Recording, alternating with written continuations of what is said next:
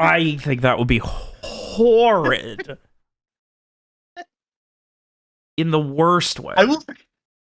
Lee, I don't know if you've seen BoJack Horseman, but It Has Been Business with You is so Vincent Adultman coded.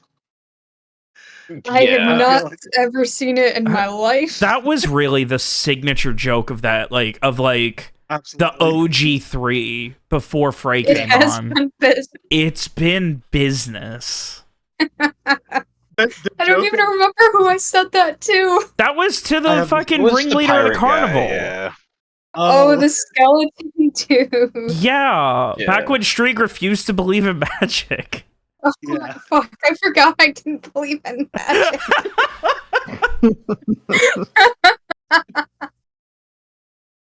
The joke of Vincent Adultman is that he is Three Kids in a Trench Coat, and he like does his impression of what he thinks adults are like. So he's like, "I'm going to the office to do business today," you know, and it's like, so very It Vincent has Adultman been coded. business. Yeah, it has been business with you. I also, when I was re-listening to stuff today, I re-listened to Alex's lovely moment where Mira said that she wishes she could just speak to him again. And then there's like a 10-second pause while my brain reboots Yeah. before I go, what'd you say, Alex? And she repeats it, and then everyone's like, oh, fuck! Oh, it was so good. Yeah. What a beautiful moment. It is like the longest just silent thing while I'm trying to figure out how to respond to remember what happened. Speaking of things I need to remember how to respond to, that doesn't even make any sense. It's not saying into anything. There we go. Let's just party. Fuck it. Let's jump in. I have a stress pickle in my hand that I am squeezing. I found it in storage. Congrats.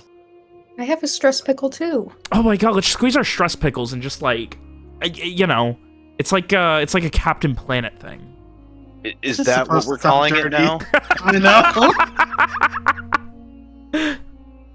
Oh. What does Captain Planet have to do with stress pickles? Let's not. We don't have the time to get into it, okay, Alex? Come on, Loving stop her getting us off topic. different Don't get on reactions. conversations you don't want to hear about. Okay. After Alex, it's all your fault. After reaching up. Coerval, spending some time investigating, and eventually finding out that these operations, all of this, headed up by an unseen figure, a man known as Vale? You found your way to a research basement in the abandoned and burned out, under the abandoned and burned out home of Mira. In here was the husk of her father, which was unfortunately needing to be put down. After a long and arduous thought process and a slip of the tongue, the last wish brought him back. And he knew what to do to stop these sacrifices and what they had been working towards proper, that this could all be dealt with. The window shut and destroyed for good. All of these people dealt with, but you all were insistent. After much deliberation, you were insistent. We can stop them from dying. They don't need to die for you to destroy this. And all Silas Tyrell needed was some time. So you did what you could to buy him time. Unfortunately, your attempt to cut off the surprisingly large band of Ukalgard, Rayclarians, and others masquerading as people in power was for naught. And Rowan was shot, chased, and led a bloody track through the snow before being caught, trying everything he could, begging them to just give it 10, 15, 20 minutes. Unfortunately,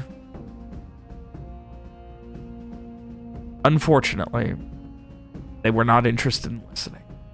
They headed back, and the rest of the party hot on their heels as a few of the group of cultists? Sacrificial people? What they are, these people who worked for Vale, was kept questionable, but a few of them headed towards the town proper of Coerval, while the rest, the majority in their caravan, made their way back to the Tyrell Manor. And unfortunately, it was with Rowan in tow. And as the interrogation of Rowan commenced, shortly after everything was set off, explosions, destruction, the molecular deconstruction of so much around the manor began, and Rowan, running with everything he had, maimed, in pain, exhausted already from the longest day of his life, wouldn't be enough. And as he tried to crawl, losing a leg, he passed out, losing his life. The rest of you, hoping that he would survive, hoping he was okay somewhere in Coerval, made your way back to the refugees and hid out at the barn as explosions, debris, spattering blood, and all sorts of things just scattered. And when you came back, after it was over, found Rowan lost the fighting in its own way. And eventually, you came to the conclusion you needed to leave. Artavishte needed to know about this. These people needed to survive. So, you made your way back, and even though it was already sundown, you knew you needed to get out of Coerval. So, you started to march. You brought all the refugees with you that were still there, and headed north, forever more north. So, I will ask unto you all, as you begin to awaken on a new morning, a new year in Madara, is the first day of Fraelin, 1657. And I ask, Mira, Strieg, Frey, and Garrett, as the rest of the survivors start to rouse, what are you guys doing?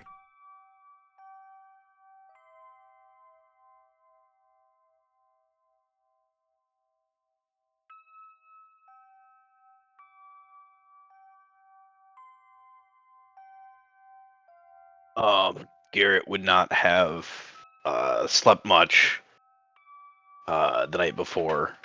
Even though Mira was on watch, Garrett probably would have been up for a good chunk of it as well. So he's already kind of sort of awake before everyone else, and is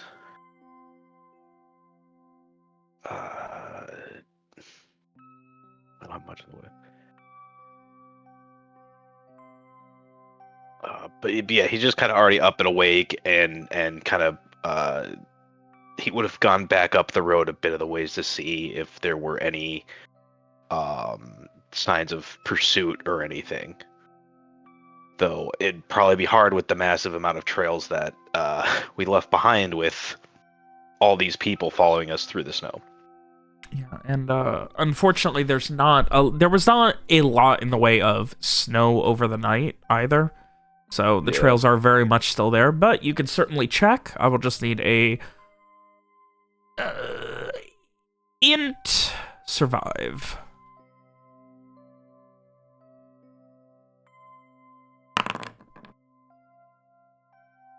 I'm gonna leave that as it is.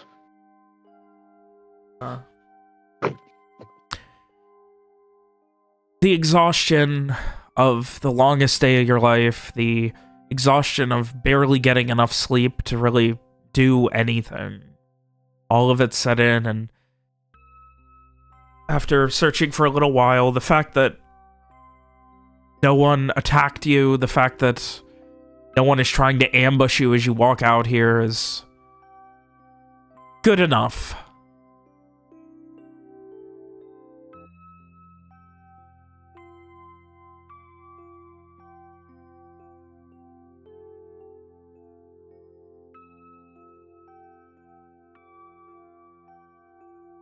Well, then if that's the case, I'll head back to camp, just to kind of see if we can get people, kind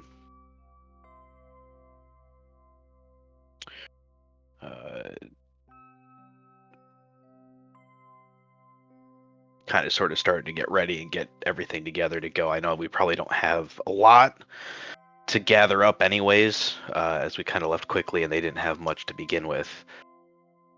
But I'll see if I can get people at least organized, see if maybe there's a little bit of breakfast we can get into people. Make sure no one died in the middle of the cold night.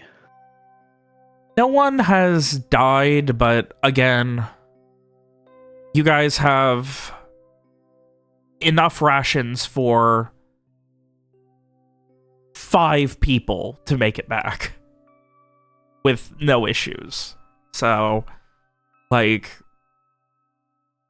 even with, like, you're going to be moving slower with this many people who are wounded. You're going to be moving a lot slower with how heavy the snow is.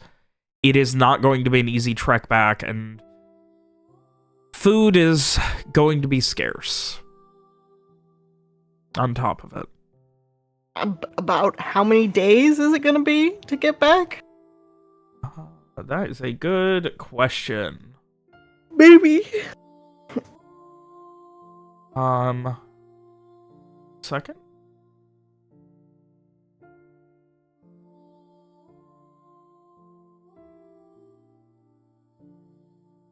Alright, so...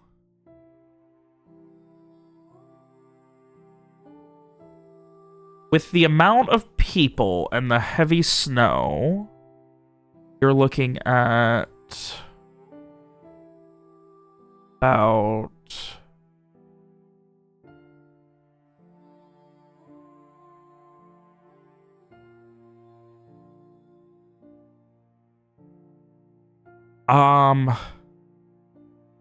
probably at least, like, it's probably gonna take, like, 3 or 4 days just to get to the bridge crossing.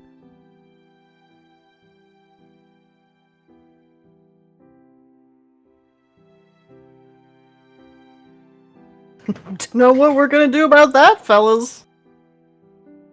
That would be, information Garrett would be able to figure out as a wayfinder and such. The other issue is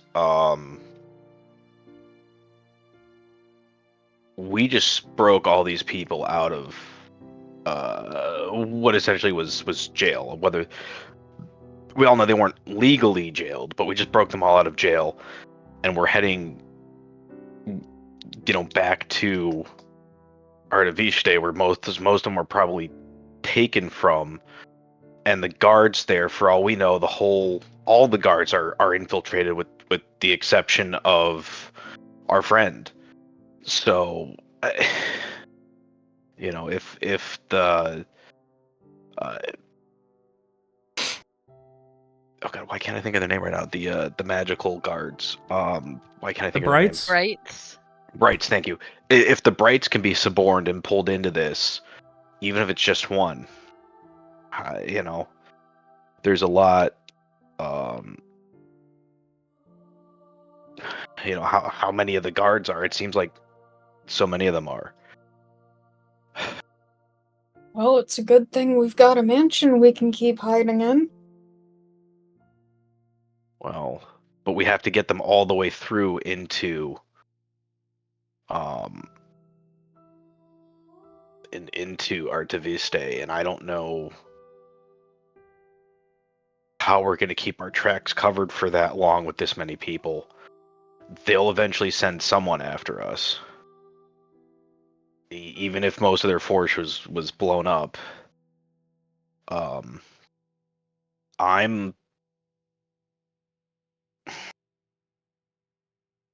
Maybe we let that be the problem for when we get there and just focus on surviving until we actually get there? yeah. I don't know where we're gonna get the food or anything from.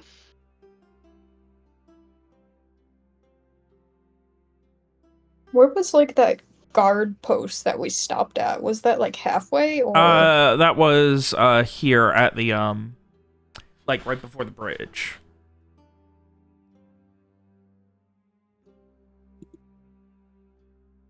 So, yeah, like, you guys, like, while you could at least avoid civilization, you're not hiding your tracks. There are too many people. Like, it is not physically possible to hide that many tracks, so... Like... Correct me if I'm wrong, but I think, Garrett, the best thing you could see is praying for more snow and moving at night, but no matter what you do, you will have to contend with crossing that bridge and the guardhouse on the other side of it. Yeah.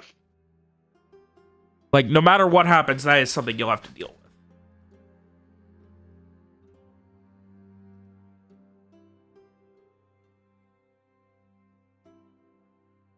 Well, we burn that bridge when we get to it. Yeah, hopefully not before.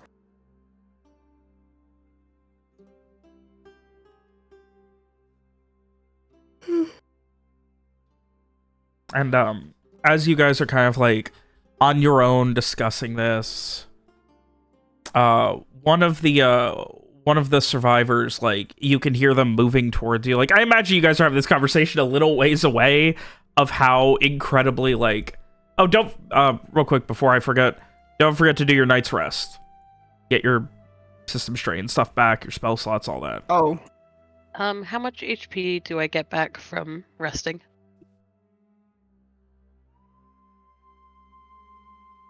I remember that, definitely. I think it's 1 per level. All right. how many hours? I mean, it's been, since all the fighting, probably 12 hours. I probably would not have gotten a full sleep. A creature that is not frail recovers their level or hit dice in lost hit points after each good night's rest. So, yeah. And loses 1 system strain. So, yeah, Garrett, you're, yeah, you're not getting a good sleep. Oh, boy. Oh, Garrett looks like shit, you guys. And I'm still frail, aren't I? Yeah, you're frail till you get a few days rest. Yep. Just stand behind me. I'm back up to full HP. Mira looks great, weirdly enough. Like, You know, she picked the glass out of her face. She looks fine. no scar. Looks great. She's not exactly a human though, so don't judge yourself. Yeah. The Garrett Mira scale of how badly you look after a war of a day that took like 6 sessions. But yeah, so yeah, as I said, you guys getting, like, as you are, like, you can hear movement, and someone from the group is moving towards you. And after a moment, you recognize it as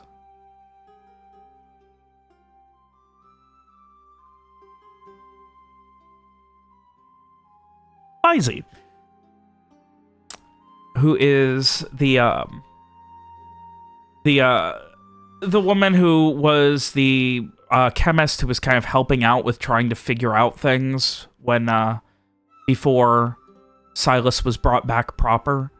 And she kind of, like, limps over and just, like, not necessarily limping from a wound, but more just from exhaustion of everything that's happened. And the fact that this seems to be the first time any of these people have gotten to put their guard down in a while. And she just comes over and... How are things? Are we going to be looking good moving forward? Or... There are some bad wounds, especially. She kind of like motions over Lorraine. We're trying to find something. I sent some people out to see if we can find her some sort of makeshift splint or something. She can't put any weight on her leg.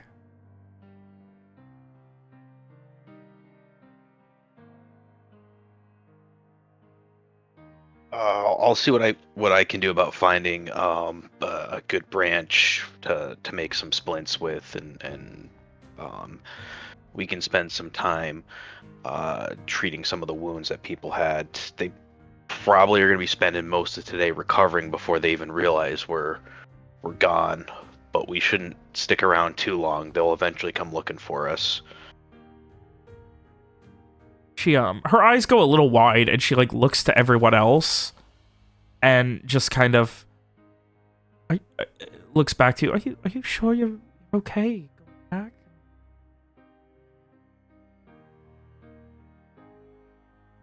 Everything? I mean...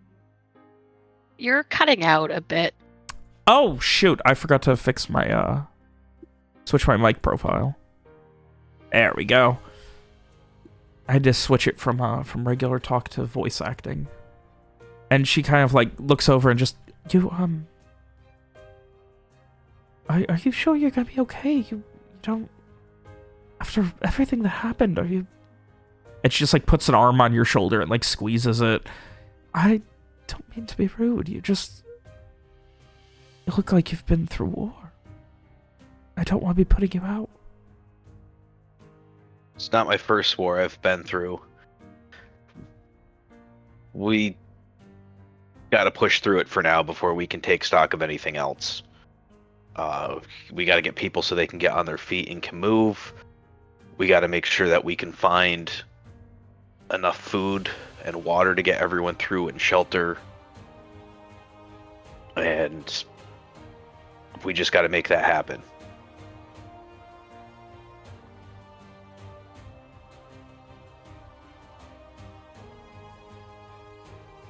Garrett's basically just full stone-faced at this point. Just, nose to the grindstone, get shit done mode. How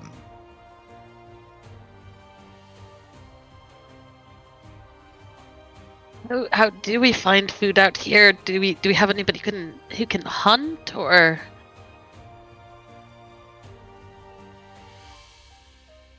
Food's gonna be scarce right now. It's the winter. There's no large game animals. Not since the Black Sun.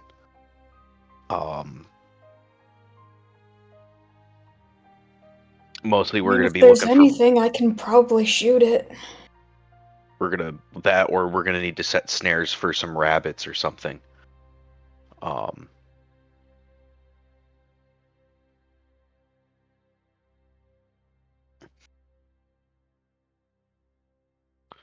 Water at least is easy enough. We've got plenty of snow. We just gotta get a fire going and melt that down. It'll suck, but even without food, we'll be able to go on for a while. But water and shelter are the most important things that we need right now.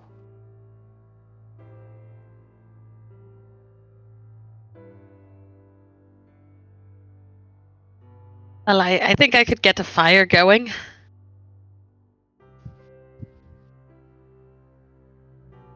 Guess I'll go look around and see if I can find anything alive. And I'll start taking a look at some of the more worst off civilians I'll start with the. I'll start seeing if I can find some branches to make some splints, and then go from You sit the there. fuck down. I'll find your sticks.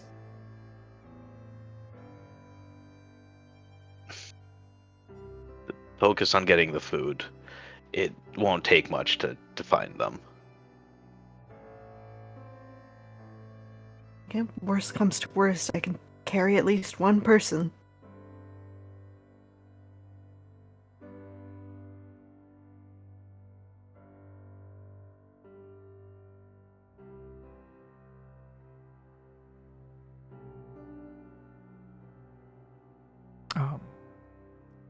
As you guys are kind of trying to split up who's doing what, you can see the woman just kind of like, she gives like this look of like, at like Streak snapping at Garrett and the lack of immediate cohesion compared to yesterday when you guys came in and looked like you had a plan for everything, and she just kind of like purses her lips and turns and if it's that big a deal, if you really can't find food, I mean, we can always turn around. You've already saved us. We can hide out near Coerval till you guys send help. She gives a little, like, half-believing, half-smile.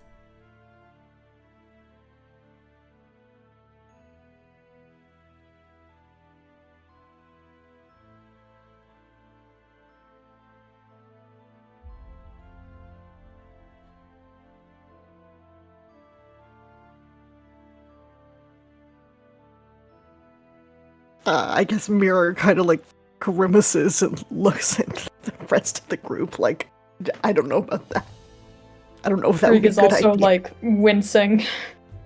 There's nowhere to hide a group of you that large outside of the basement that they were already hiding you in. Not for long anyways. And you'd still have the problem with food. Again, the main concerns are water and shelter right now. We'll figure food out as we go if we need to.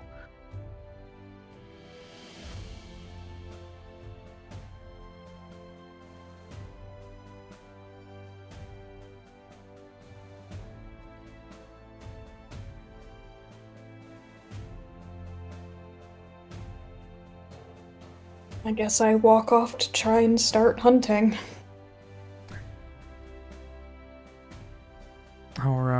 Our intrepid hunter Strieg.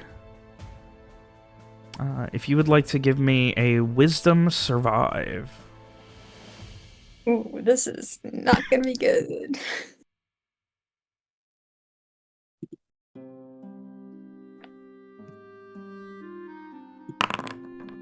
Yeah.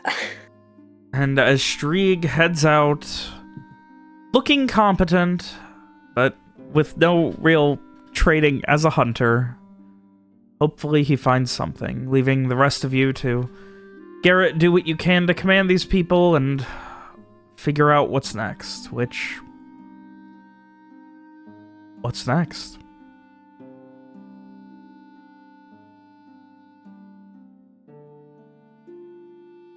Oh, we gotta keep moving.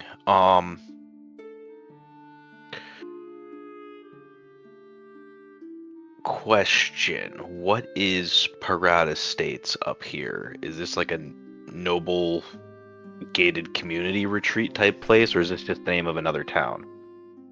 So Parada Estates, all the way up there, was a it was a very like rich like lake town that had a lot of wineries and things like that around it that fell on really hard times during the Black Sun. Like, it was completely evacuated and it's still in the process of being rebuilt. It is not nearly as impressive as it once was. it probably got hit harder than anywhere else in Vicania. Well, which compared to other places isn't exactly saying much, but at the same time, it's still bad. Okay.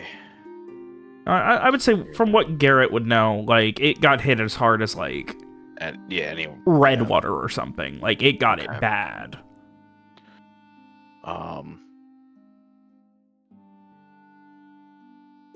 Part of me is thinking that we cross the bridge and then make our way further south to either Fairy Quai or Dolcery. Rather than going back to Artaviste. And that's something that Garrett would want to talk over with the group before making any final decisions. That's a lot longer. Yeah, that's farther away for sure. It is farther away, but it's where are we gonna put all these people is just kind of where it's at. I mean, if we can at least get to the outskirts of Artaviste, we can sneak in like one at a time, or at least sneak food out to them. We would have passed through my door on the way over here, right? Yeah. That might be a stopping point where we could make some further decisions before we get all the way into Artaviste.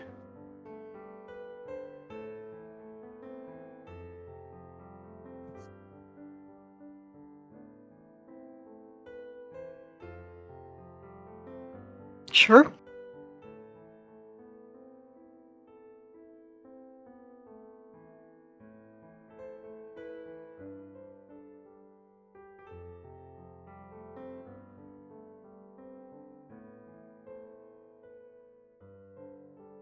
Okay. So, in the immediacy, the plan is still just to get across the bridge.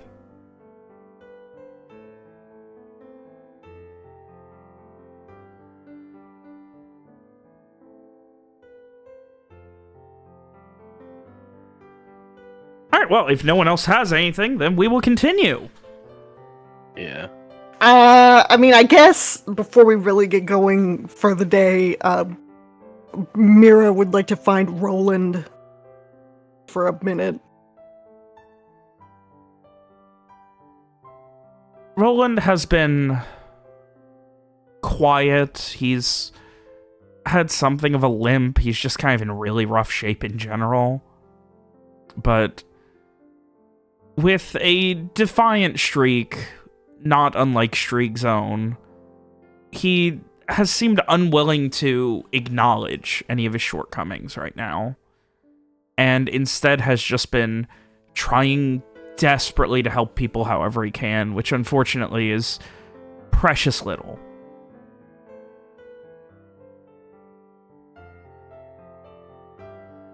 I mean, she just kind of wants to, like, acknowledge him and give him a big hug. He kind of, like, turns and... Are things... What are we doing? I saw... And he just kind of motions in the direction of Lizzie, and it just kind of... I saw her coming back, and she looked sad, worried, I don't know. Don't have the most food right now. It's gonna be hard to find shelter. Yeah, I can go hunting. If you want to try,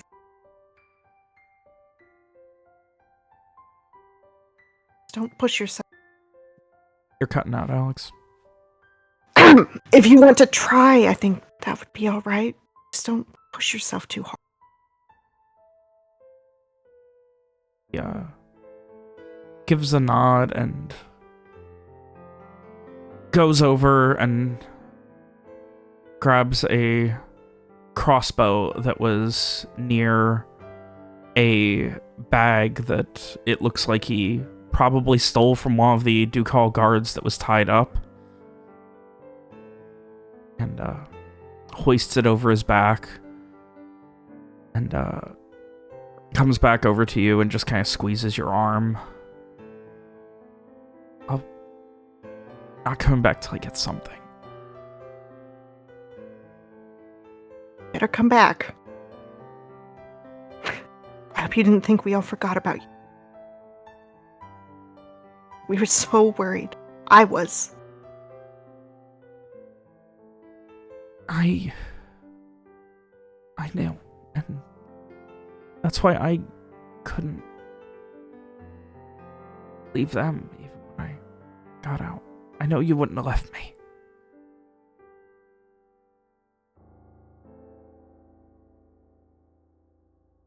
I'm proud of you.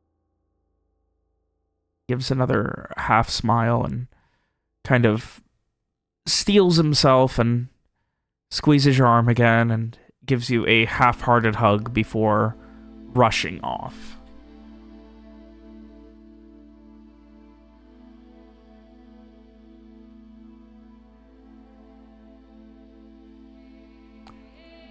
See how That's all I Roland had. does at hunting.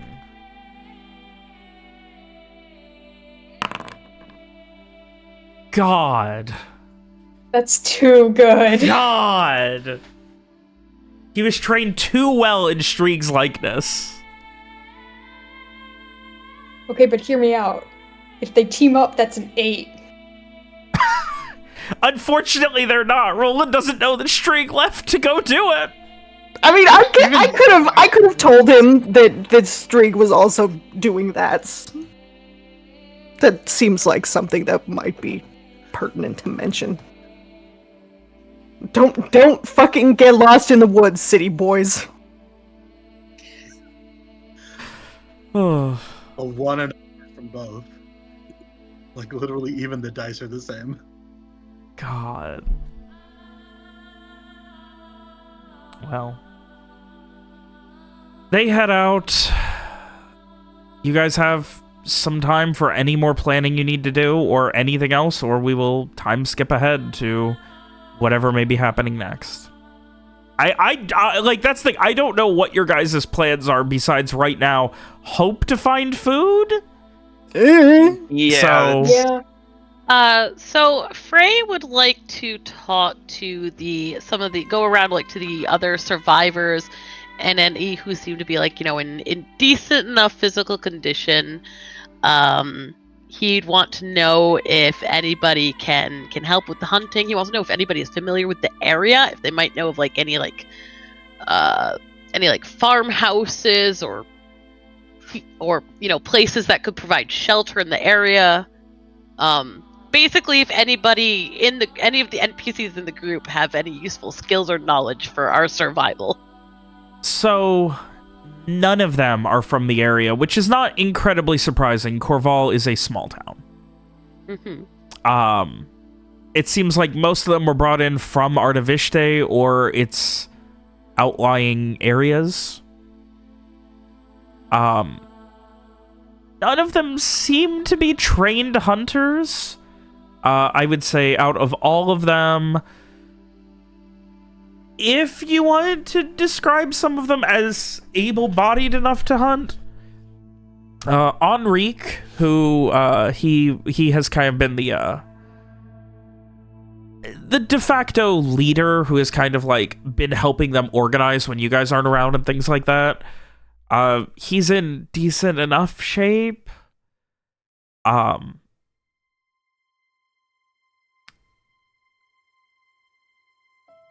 Rillard insists he's fine, but he cannot hold anything in his right hand, really, at all. Lizie's in decent shape, but unfortunately, an aspiring chemist isn't a lot of help in the middle of, a snowfall for identifying plants or things like that.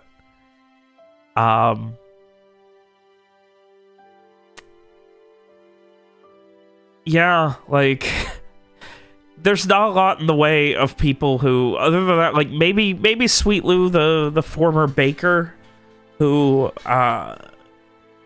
he's not in bad shape, per se. He seems like, from the stories you guys have gotten since you rescued them, it seems like he was the newest capture who was just brought in a few days ago and is still, you know, relatively healthy, not really underfed, all things considered. No real wounds beyond some basic bruises. But also, he was a baker for like 15 years, so... So basically nobody here has any kind of survival skills. No. Okay. Is anybody a healer? Besides, I assume the chemist might have some healing skill. No, there are no doctors among them or anything like that. Okay. The closest thing would be the Lizzie, the chemist. Okay.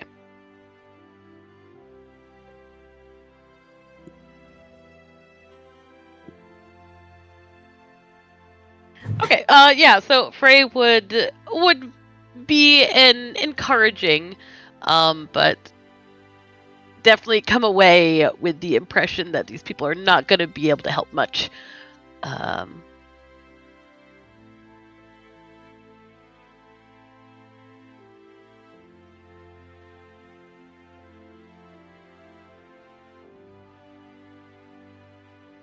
But yeah, like he told Garrett, he'll help with like building a fire and trying to boil water and stuff, or boil snow, melt snow. All right. Like I said, worst comes to worst, I can carry at least one person. Well, only the person who had the biggest injury to prevent us from walking, I think, I was gonna get and make a splint for them. So, assuming I went and did that, and like I said, I was gonna go around and see what I could do to treat others' wounds.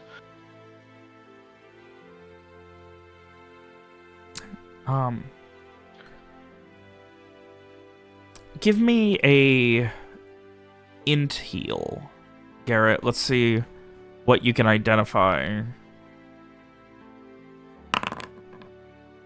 There's the magic. So, for the most part, it seems like it's not necessarily a case of... Like, there are a couple of, like, active wounds that are very, like, bad and recent. Like, like... The major ones, Lorraine and her leg, Rillard and his right hand having no grip strength, those specifically, like, it's a matter of it's going to need proper, like, medical attention, like, extended time, like, getting a splint, staying off of it, not walking, and, Rillard in particular, he has a very gnarly, recently stitched up scar on his right arm where it looks like a chunk of muscle was like torn out or something.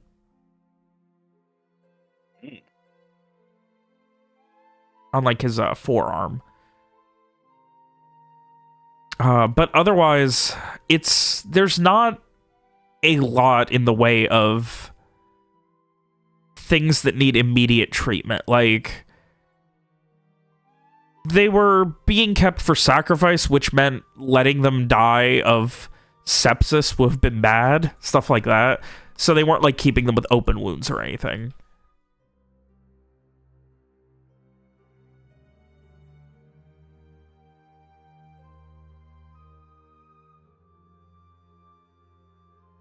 Okay. Well, mostly, I guess I mean, there's not much I can really do about that except bandage it up to the best we can. Obviously, make sure she's got a splint so she can walk without collapsing. But for the most part, it's just slapping bandages on everything.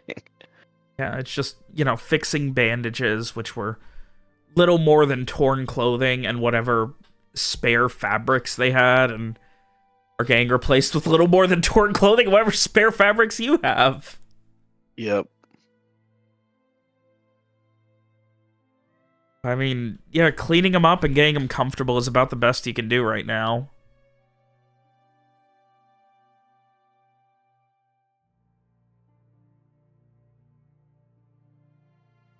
Yep. Yeah, sounds about right. So I'll work my way through that while we're seeing what we can do. All right. Sounds good. Anything for anyone else for the next little while? And we can streak and roll and find each other in the woods and team up to hopefully do a little bit better. After maybe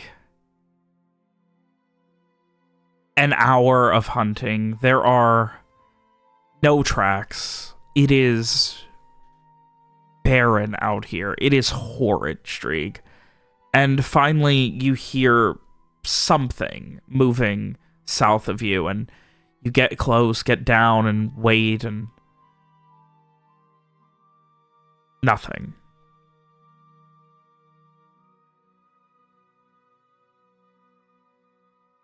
Whatever was moving has stopped.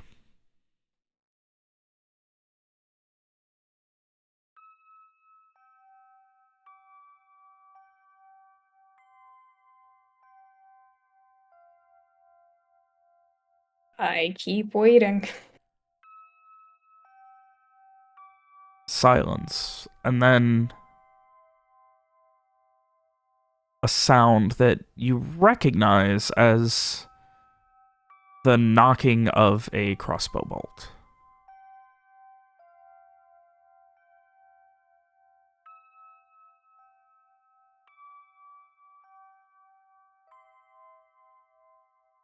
Coming from the same direction or like behind me? No, coming from the same direction.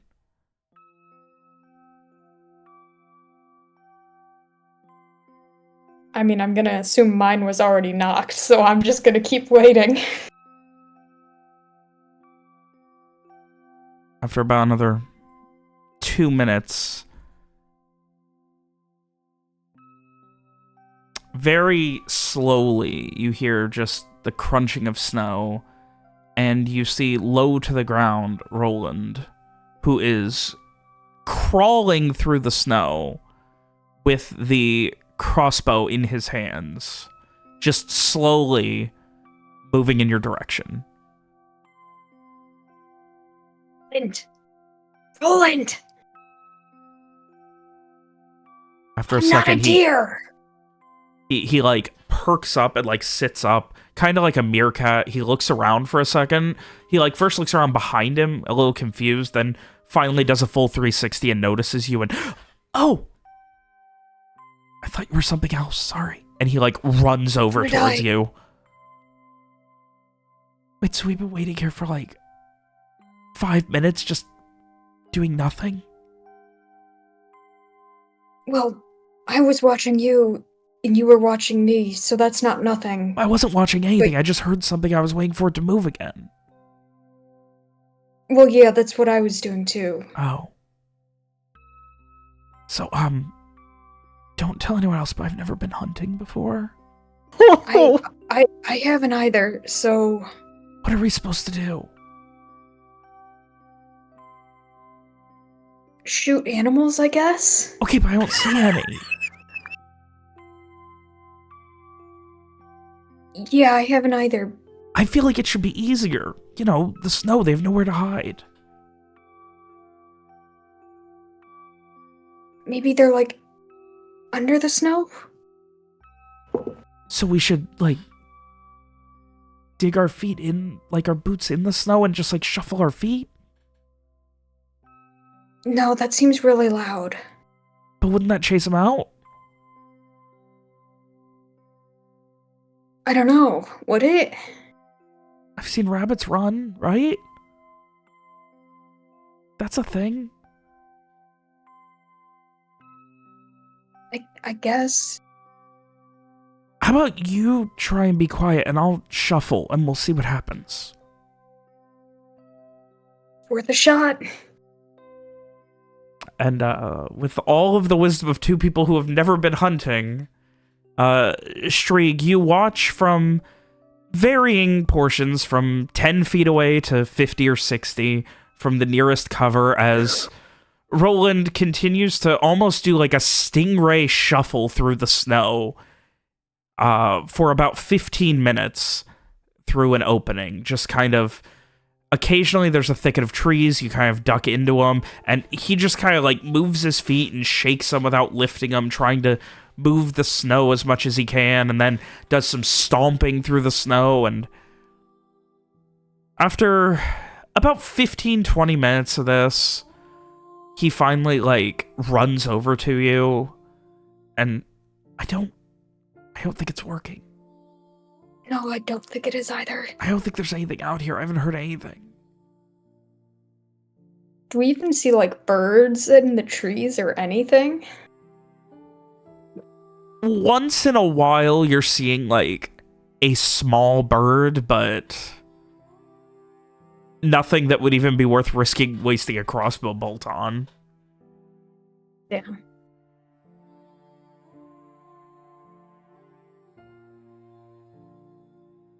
Plus, my feet are wet now. I think I got snow in my boots, and it melted, because... Why did it melt? Yeah. That's just what That's snow what it does. does. Yeah. Yeah. Yeah, and now my feet are cold, and I can't feel my toes, and it's real bad. It hurts. Garrett says that's bad. Yeah, generally when things hurt, that's bad. Well, yeah, but, like, when we're cold and it's hurt, he said that's, like, really not, like, Rohan almost died. Oh, yeah. We should go back, I guess. I don't want... They're counting on us. I know, but there's... What if we walk back and then warm up a little bit and then try in the other direction? He looks around and just kind of slowly does almost like another one of those like 360, almost like meerkat looks all around him. Can't be worse. If there are less trees. That's a good thing. Maybe. Maybe we scared all the animals that way already?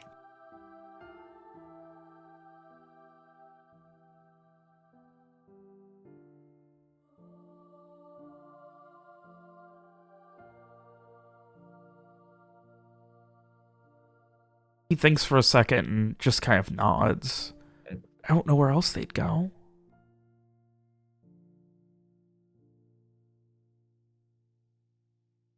I mean, they've got to be around here somewhere. I don't just... And as you guys start hanging back, he just kind of like cuts himself off mid-sentence. And how come they don't lose their toes when they're cold? Who doesn't? Like a deer.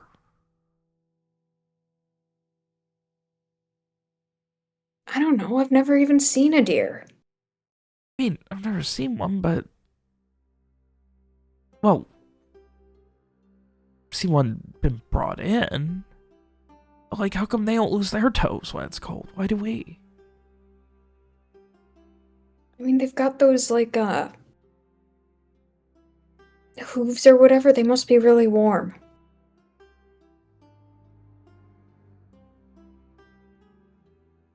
After a moment, he seems to agree with your elder advice and,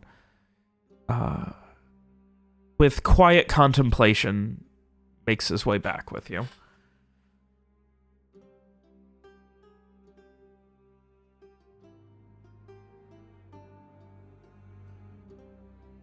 I guess I will try to deposit him by the fire, maybe somehow trick him into helping Mira with something, and then go out in the other direction.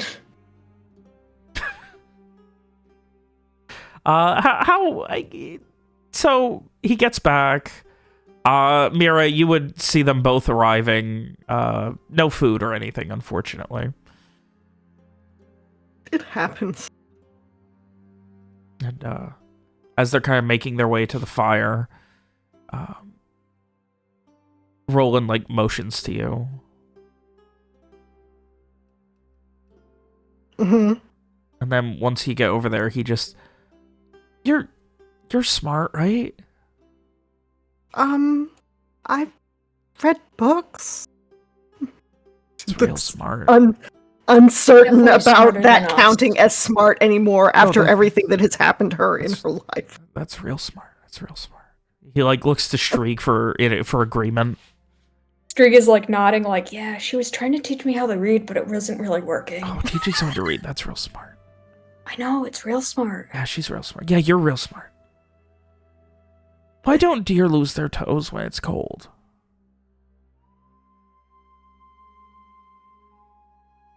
Streak looks at Mira.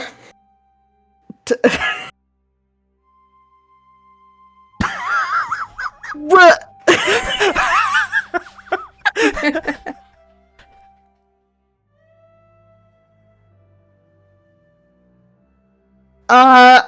I guess Mira could try to explain. They do have toes, actually. They are even-toed ungulates. If that means anything to you. I don't know. She'll probably explain like,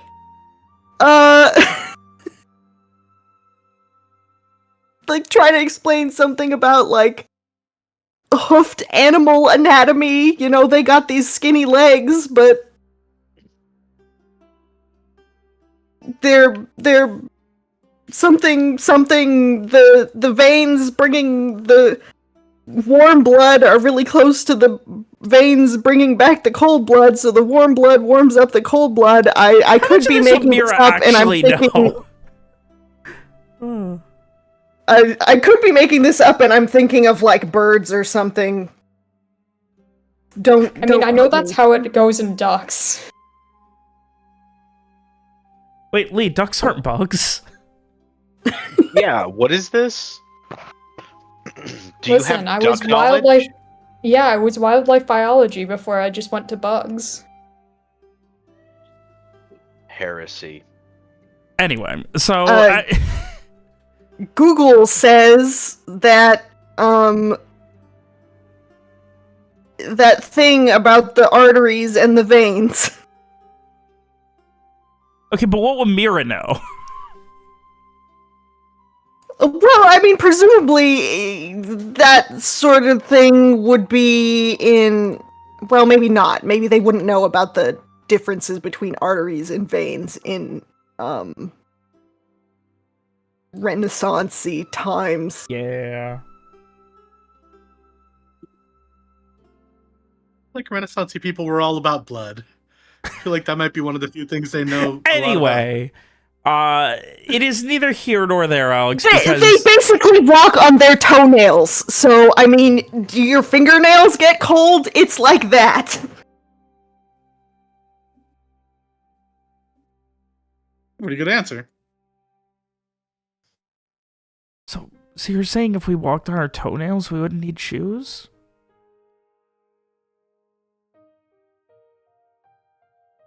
Maybe.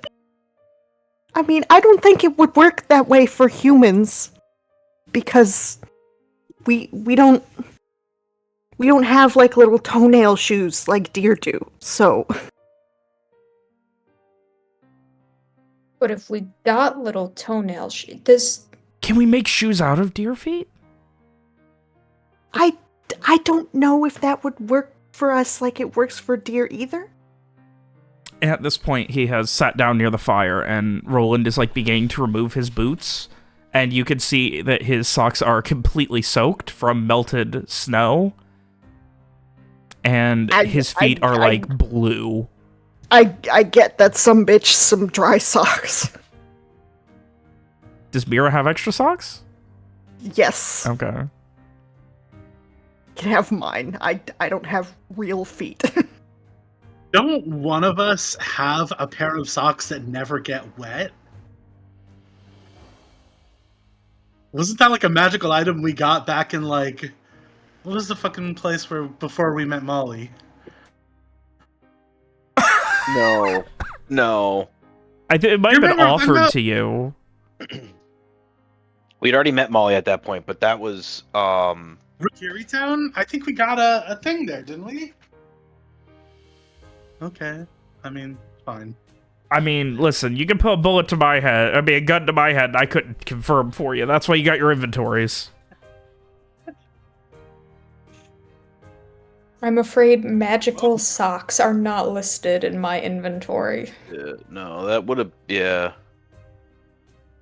I don't think that was This one of the is ones why we collect would have all got. magical items. We got Use no, those. we got like a boatload of mismatched socks is what we got, Yeah. And boots. and boots. Anyway, off topic. Besides, as Roland just kind of begins warming up, he kind of like looks to Strieg and back to Mira and back to Strieg and sorry about what happened to Rowan.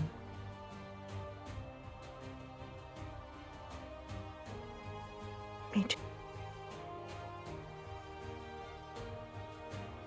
Streak just looks away and nods.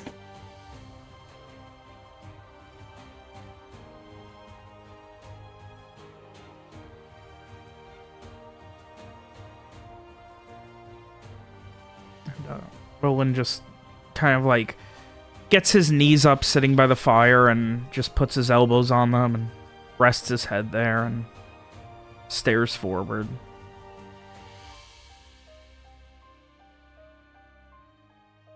Why can't things be easy?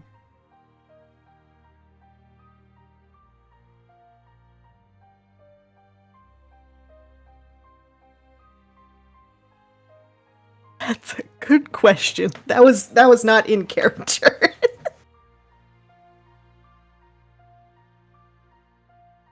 Don't know. Why do people have to die? I don't know that either.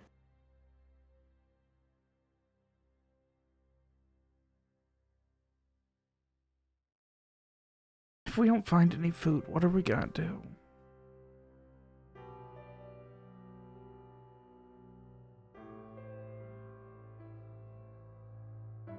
Go hungry for a few days? We're not so far from other places. I mean, and here she is talking about this when she doesn't have to fucking eat. I think a few days is not so bad, as long as we have water.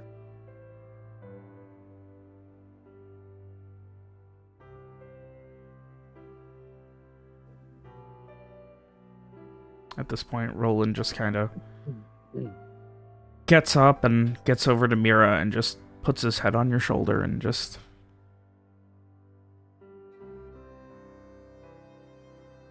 Tell me we're gonna make it. I think we will.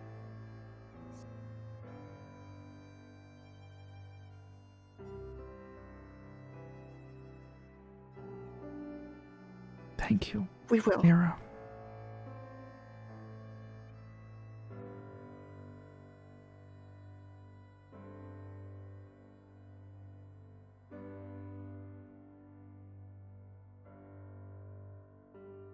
We definitely. And gives a little half nod, and you can see like he's like ready to pass out. Like he has no energy at all. Even just Aw. like standing here leaning on you.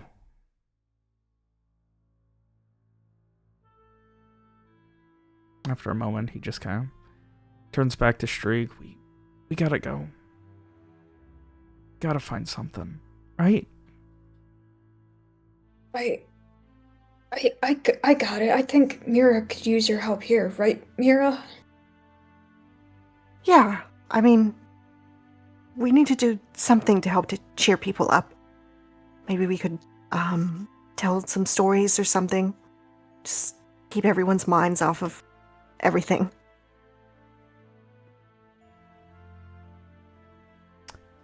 Give me a charisma convince, Mira. Okay.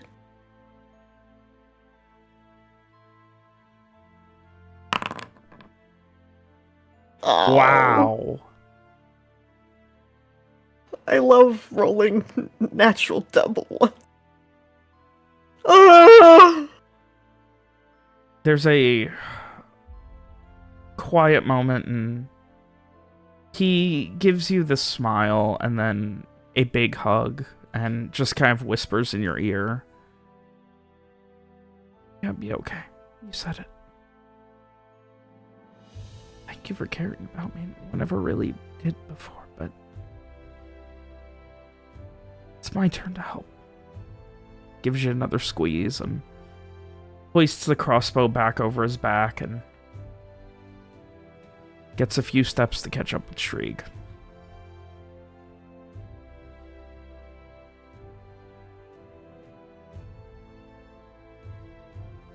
I'd catch up a little bit. Just please don't push yourself too hard. If you get frostbite or sprain an ankle or something,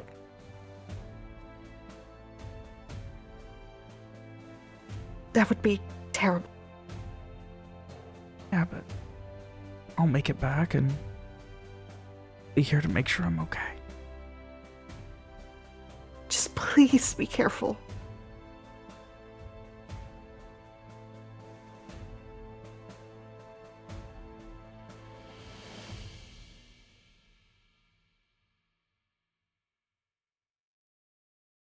He gives another half smile, a half-hearted hug, and a half wave goodbye as he catches up to this. Streak. Take this or give it to Streak. And I'll finally fucking take the earring out of my pocket and give him one. And put in the other one. He kind of like narrows his eyes at it and looks at you and looks at it and looks back at you. They're magic earrings. Just give the other one to Streak. He'll know what to do. Okay. And he, after no more than maybe a half hour total by the fire, heating up and switching his socks, he is back off and runs to catch up to you, Streak, where, you hear him calling out, Streak! Streak! I have jewelry for you!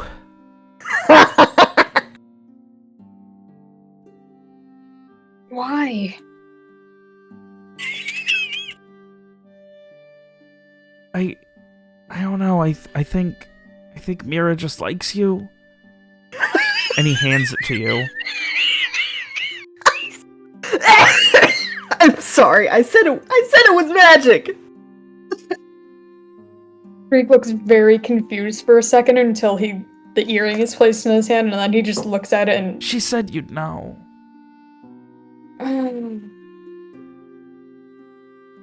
Yeah. And Tom. I jam it through the healing scab in my ear. Oh. Oh, well, we have worse problems than that. He kind of winces as you do. What is that? Why would you do that? Because my ears aren't pierced. They kind of are. Isn't that what? We'll do it better when we get home. What is it? It's an earring.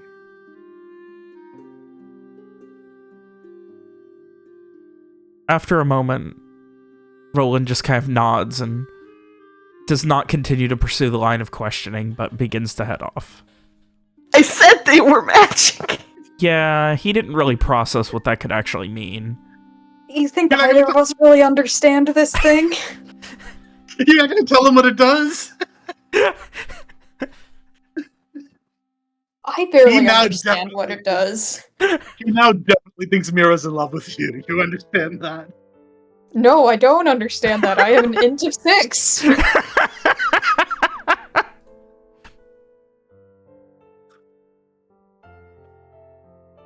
We're his real parents. Oh. But Alright. seriously, like over the earrings, Mira is really gonna stress to you, like, please, for the love of what even are the deities in this setting? The saints. The saints. I remembered the saints, but I was trying to remember, aren't they like the 9 saints or something? Yes. Or am I Yep. thinking of like Yes. Skyrim? Nope, they are Okay. the 9 saints. Okay, yeah, I was thinking, like, by the fucking 9 saints, don't get frostbite or break a leg, or I will be so fucking sad. Please, God. I mean, I'll try. But, like, generally when I get hurt, it's kind of, like, not my fault.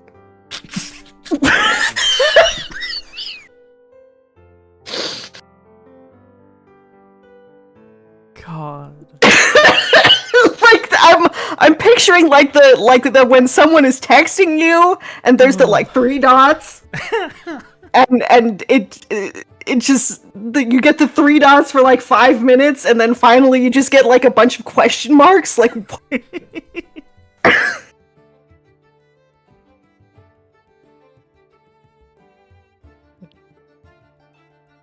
And yeah, I guess we just continue hunting. All right. just please come back safe. Give me a. Oh, we need. Oh, this time it's going to be. Roland is going to be attempting to assist. So. Great. You're gonna get +1 to your wisdom survive. Probably won't do much. Good luck. Okay. They are That getting turned it into a slightly 7. better. And you begin the hunt. This time heading west. The rolling hills are unfortunately not the best for finding anything, really. God knows how much is actually alive out here between being so relatively close to the town, the black sun, and the fact that it's winter. There's just so much that has destroyed any semblance of hunting in, honestly, most areas that are even vaguely civilized. But it is not without trying that you and Roland head forth into the white yonder, and we'll see what happens. Anyone else doing anything at this point? We're closing on like noon at this point. Like, it's been a couple of hours. I think I will try to, like, I don't know, boost morale in whatever way I can by, like, telling stories, singing songs, you know, trying to do something. Alright, give me a charisma lead. Oh boy. Holy Yeah! shit! Holy shit! Vera coming in hot with the leadership right now. Hot with the kumbaya. Oh, wasn't ready for that. I had a completely different goof ready for that, but all right. Fuck you. Believe in me, bitch. Listen, I believe in Mira. I don't believe in you, Alex. There's a difference. Well, I'm the one rolling the dice. I know, that's why I didn't believe.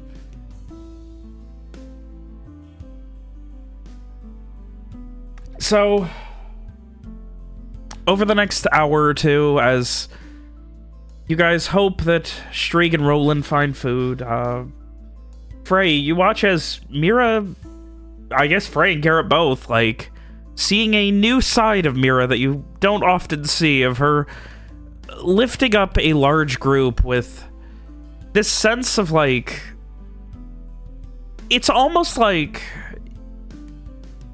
it's not a specific thing, but the genuineness with which she kind of says everything and the hope that it inspires, that is a surprisingly deep leadership quality you haven't really expected from her, Garrett, and surprisingly poignant words that you don't always expect her to say, Frey. But you two watch as she seems to be doing just that, and for better or worse, is always seemingly capable of shouldering any burden and trying to fight through it. What of you two, Frey and Garrett? If by this point I've finished kind of going through everyone, then I would probably try to go out and go hunting as well on my own, actually knowing how to hunt.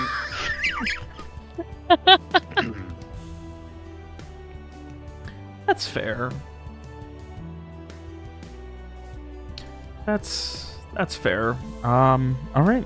So, Garrett, if you would give me a Wisdom Survive. Not that one, that one. Ho-ho!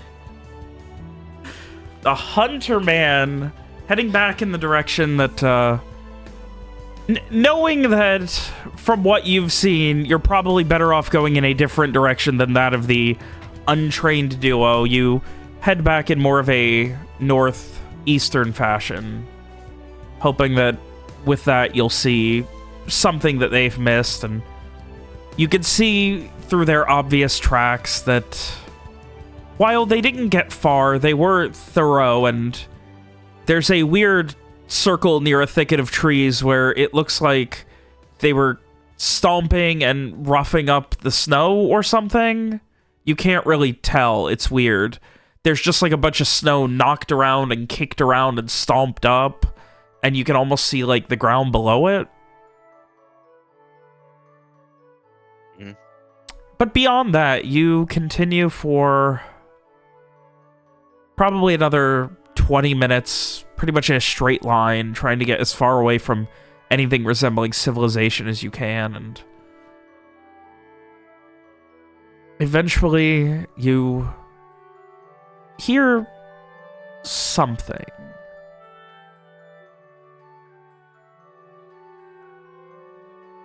And as you're kind of like crouched down, you know that like sometimes you just gotta wait.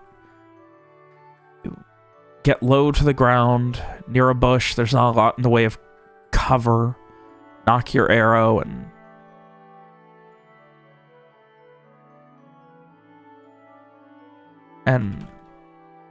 just wait. A little while. A little while longer. And after maybe 10 more minutes, you see moving, plowing through the snow at a pretty good pace, a fairly large boar. And behind it you see 1, 2, 3, 4, 5, 6, 7 babies.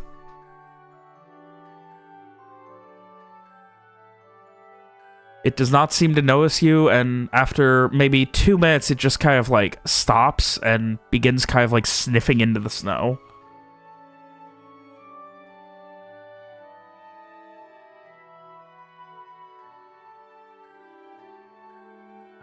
Damn it! I didn't bring a spear. You don't hunt boar with a bow. You hunt it with a spear. I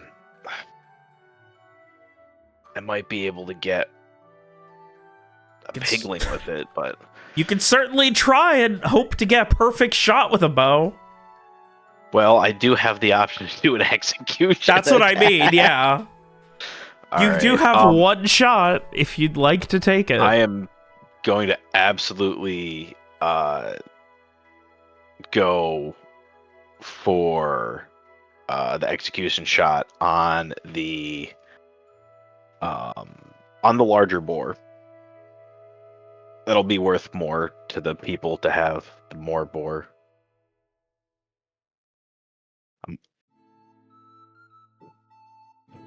Generally speaking, yes, it is. More boar is more better.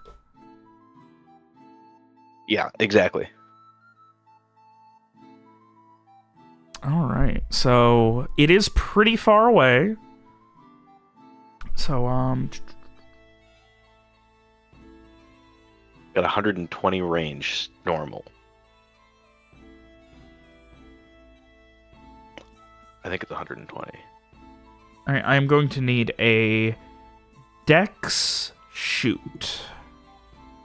All right. I mean, this thing is like I said, there's no cover, so this is going to be a hell of a shot. And you've got to, like, shoot perfectly.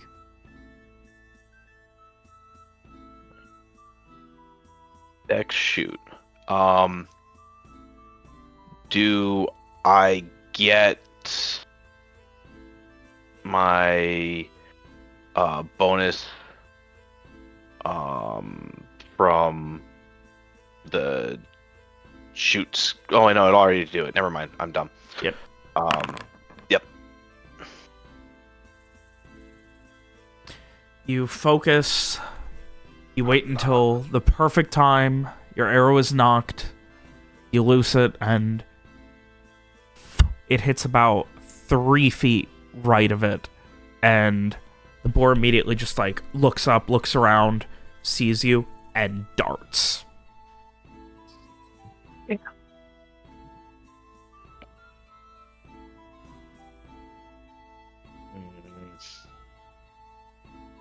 Hold the babies hostage. The babies are gonna follow the other. The big one, yep, they are. Yeah. They are catching up behind it. They got tiny little legs. They Can are. I- They are slower. Can I shoot them, or was that my turn and their turn as they're running away? And they're gone? Essentially, yeah. Like you can try and take a shot at one of the smaller ones.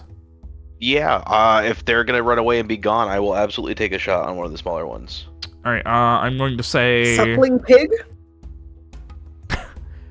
this one is going to be a because this is not an execution attack. So instead, you know what? Yeah. I will say this is still going to be a shoot, a dex shoot.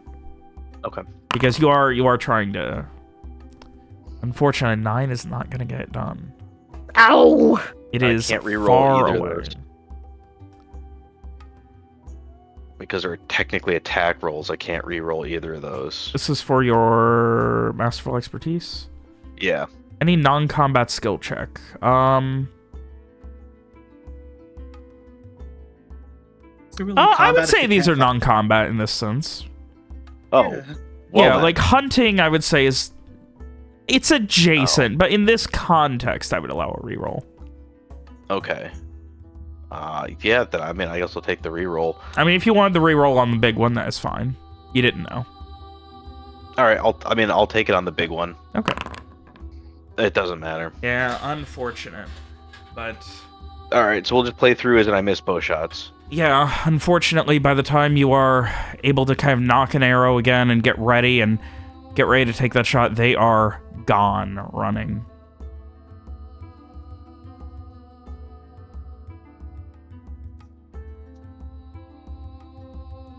Damn it. All right. Well, I'm just gonna keep looking. Sometimes you lose the shot. Maybe see if I can set up some snares or something. Look for like rabbit signs, because they'll still have to come up occasionally to eat during the winter. So I'd want to look for rabbit signs and maybe set a snare if they're somewhere near where they're trying to get food or something. All right. Begin going to set up a snare with what you have, a nice makeshift one, and you hear some movement, maybe 10, 15 feet away from you. And you see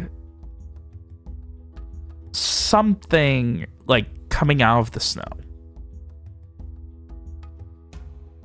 I hold still, hoping that it doesn't see me. It, after a moment, you would recognize it as a very fat grouse of some sort. And I have to be very careful because Alex is going to start correcting me if I describe anything wrong at all. Grouse is correct. Theoretically, being as this is a fantasy world, what you call it is whatever you call it. Yeah, but I'm not. Nonetheless.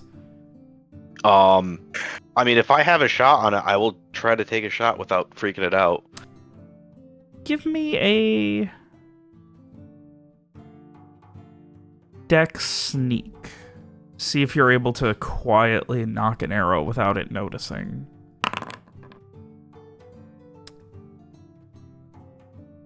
Knock the arrow, and as you do, it makes the slightest noise as the arrow begins to hit onto the bow, and you pull it back, and it makes that, and it notices you and starts to like stumble away as it's emerging from the snow. You got a chance to take a shot. I will take the shot. All right, give me a dex shoot. Oh!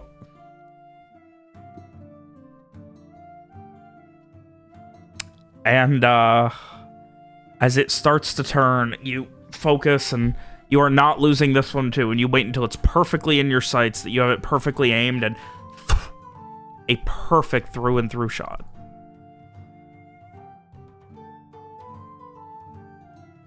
Nice. All right. Mentally, Garrett is doing a fist pump for a little bit there, just because. Finally got it. Hit something. Finally got one. Yeah. So I will retrieve said grouse and do whatever field stripping I need to do to it. It's decently big. It might not be feeding. I need to count your population right now. 1, 2, 3, 4, 5, 6. 19 people. I don't think it's big enough to really. 18. I forgot Rowan died. Oh, My bad. Sorry. If you really ration it and cook every little bit, it will probably get a little bit of meat onto 18 people, but not even a full meal. Not even really half a meal at that point. More like just here's a snack. Yeah. Here's some beef jerky type of thing. Do I have time to do any more hunting? I mean, you didn't talk to the party about what their plans are, so it's up to you if you want to. Like, I mean, it's well afternoon at this point. Like, you're getting into the 1, 2 o'clock hour. Then I'll head back with the grouse that I do have, because, as they say, a bird in the bush is worth 2 in the hands. I screwed that up the other day, too. A bird in the hand is worth 2 in the bush. No, I think a bird in the bush is worth 2 in the hand. Oh, I can't. I said the exact same thing to my girlfriend like 2 days ago wrong. Anyway, so you spend a little while kind of making your way back. Meanwhile, Strieg, you and Roland find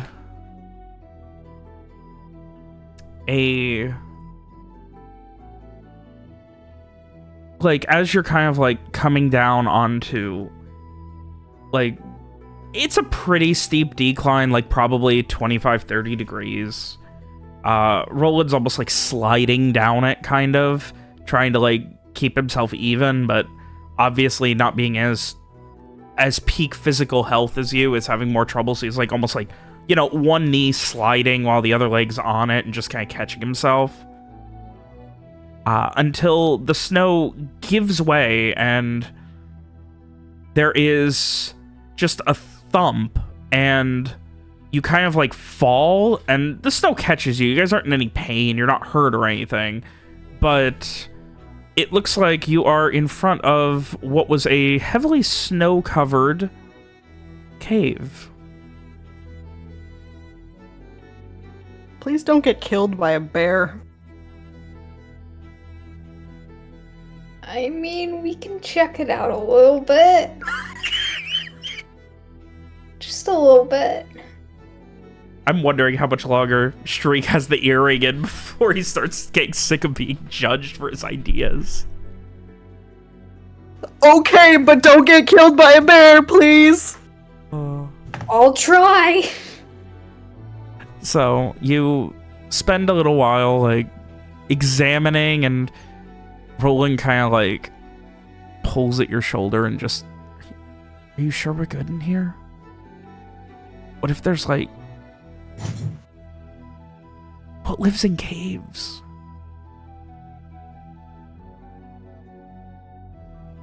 I don't know, maybe something we can eat. That makes sense. Oh, wait a minute. Wasn't someone talking about shelter earlier? Bears hibernate. Just be careful. This is the mirror on your shoulder. Yeah, but Mira said that bears can live in caves too. Oh. What if we kill the bear? Then we can, like, hide in here and make a fire and stay warm. Eat the bear. True. This is the robot on your shoulder. I've never killed a bear though, and I'm not sure I can. The Rowan on the shoulder would be saying, sleep next to the bear. It'll be warm. I mean, you could kill the bear and then sleep next to it. Well, how big are bears? Reek relays to Mira. How big are bears in... I mean, Mira lived here. She would maybe know how big bears are around here. Or at least have read about it. You know, I mean, for the most part... Ow! You good? I bumped my elbow. For the most part, it's gonna be, you know, black bears. Like, you know, there's the main two. There's black bears and brown bears around here. And brown bears are a lot bigger and scarier. Those are generally the ones that people taught you don't fuck with under any circumstances.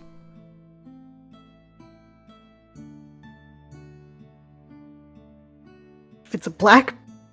I relay this information. I also relay the information that the color of the bear is not a reliable tell as to what kind of bear it is. So, just be very fucking careful. We do not want to have the Revenant happen to fucking Streak.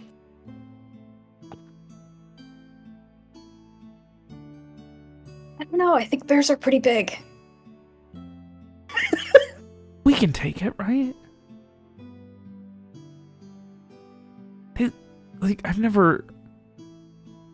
I've seen, like, paintings. They look kind of like dogs. Dogs aren't that big. very big. Be a little Guys. bigger than dogs. Guys, please. I mean, I know they're bigger than dogs, but not that much bigger, right? I mean, they're just fat dogs. We should just check, and if we see a bear, we should leave.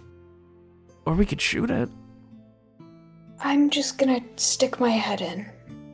Okay. Me too. And Roland is following you.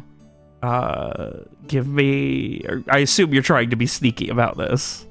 Yes. You know... I am barely going in this cave. No one else laughing at the barely pun? I tried. Oh, You get good. about... 8 is good. You get about 3 or 4 feet in, and... Right? You hear... breathing. It's very slow and subtle, but there is breathing. I just put a hand out very slowly onto Roland's chest and start backing up very slowly. What is it? And I guide us out of the cave. What is it? Probably a bear. I mean... if they're like dogs, just shoot it in the They are head, right? they are like dogs.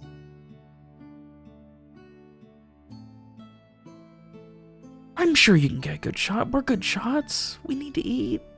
I have dragged Roland out of the cave at this point, Yeah. and I am pulling him away from the cave. We can wait out here for it to come out and then shoot it. I really don't know if I can take a bear. He pauses for a moment and his face kind of contorts. Why not? I mean, one shot through the neck, it can kill anything. Yeah, but they're like... really hairy.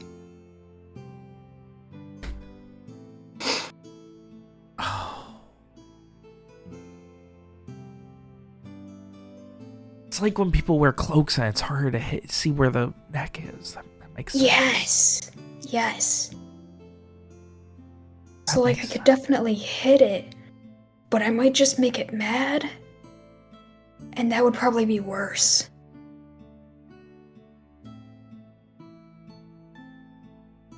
So let's bring everyone back.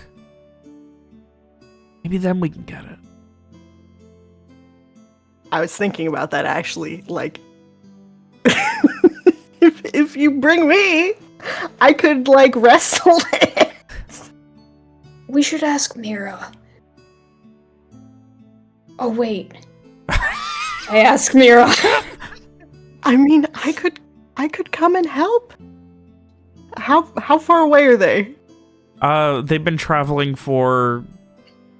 While they're probably not exactly sure of where they are, they have been on the proverbial hunt for over an hour at this point. Would I be able to get to their location from having been in their ear the whole time? No, but you could get to their location given the fact that they've been leaving tracks that you can follow. Oh. I mean, if they'll wait around, I'll come over there and help. I mean, if it is a bear and we can kill it without dying, then that would probably feed a lot of people. As long as we don't get fucking trichinosis or whatever. I mean, yeah, we'll keep hunting in the general vicinity if you want to try and come meet us. Shouldn't we stay here so it doesn't leave? Maybe we can find like a big rock or something to block the entrance. Then it can just starve and then we can eat it. I think we would starve first. He just has a moment of just... You could see his brain rebooting and... Well... Yeah, I guess so.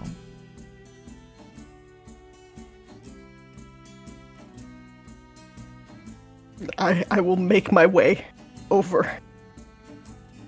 I can also see in the dark, so I would be able to see what it is.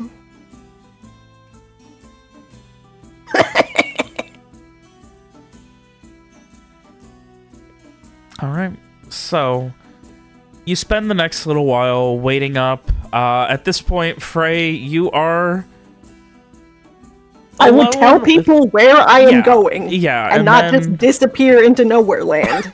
Of course. Leaving Frey, you are in charge of the survivors now. There is no one else from the party here. Well, Frey actually probably would have, like, stepped away a little bit, like, not leave camp, but kind of go to the edge of it, because he does want to try and do something. Okay. All right. We will see what Frey's doing after Mira leaves then. Right.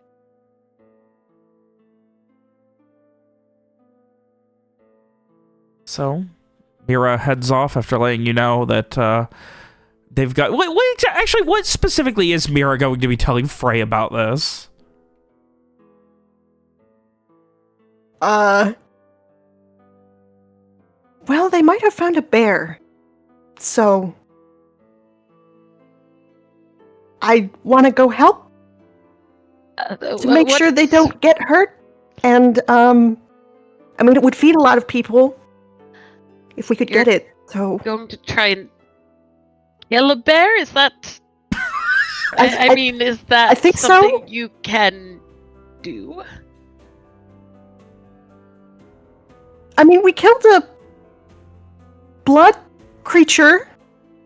So she kind of shrugs. I mean, to be fair, killing the blood creature was a bit disastrous, but presumably a bear is a bit less dangerous than a blood creature, so... Well, if you find Garrett out there somewhere, maybe bring him along.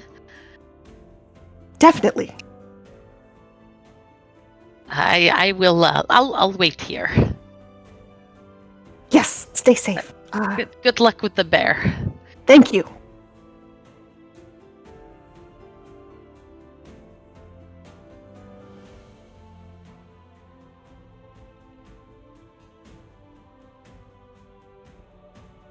All right.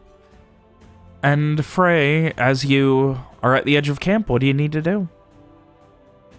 So Frey is, trying his best to kind of, clear a spot for himself, set down his sleeping bag to sit on. And he is going, definitely still feeling very, very heavy after everything that's happened. He is going to start spreading out his divination cards, and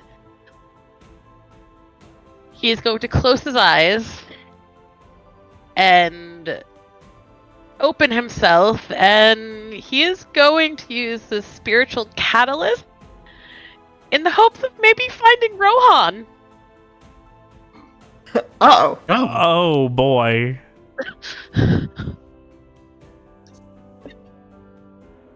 Fascinating. Okay. Alright, so this is a Private roll. wisdom pray.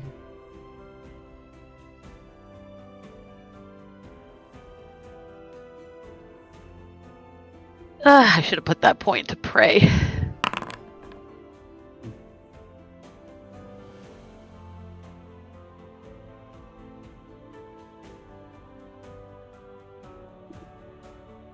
Alrighty.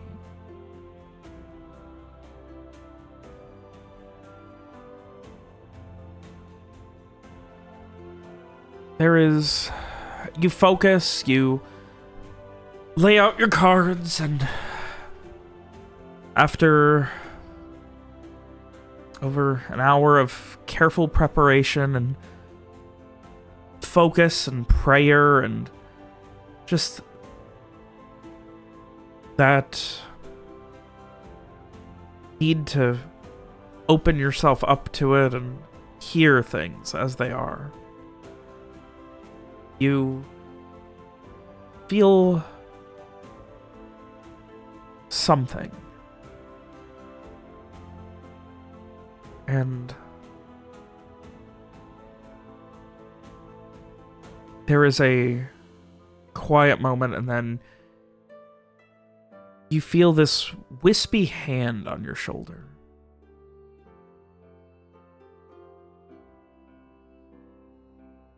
As your world goes crimson again.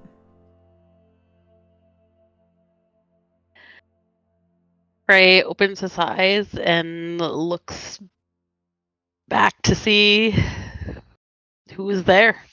You see a old man, maybe 70s, 80s, haggard face, graying white, stringy beard, sunken in eyes, very thin hair.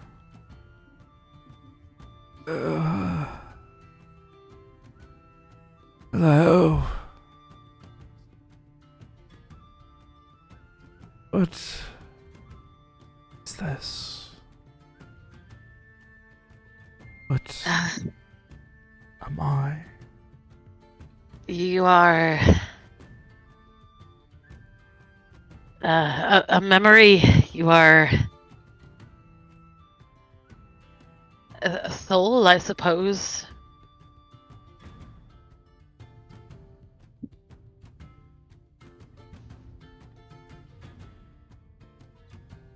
I'm sorry, I didn't mean to call you.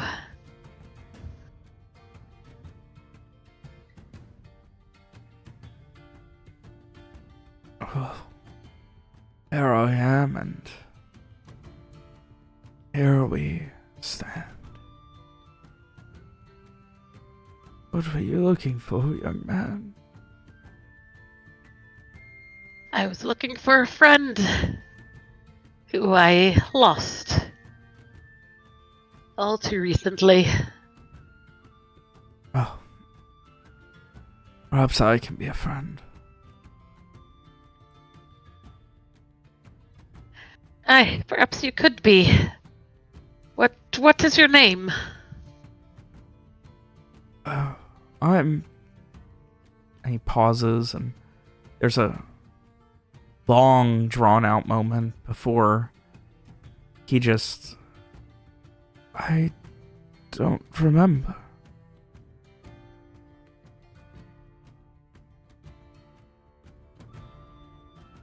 I'm a friend.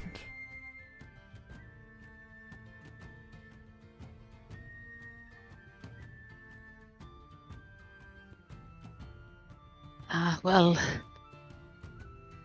friend, will you sit a while? I suppose I can. At least for now.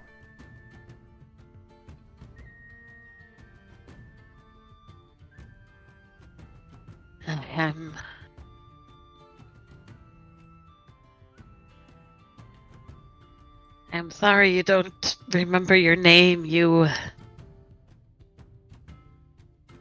Was it long ago that you passed? He narrows his eyes and looks up at you and shakes his head. Afraid I do not know.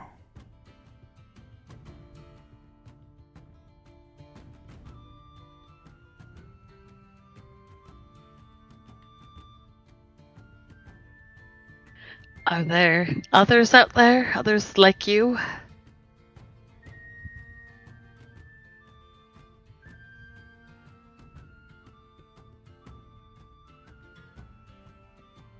Like me?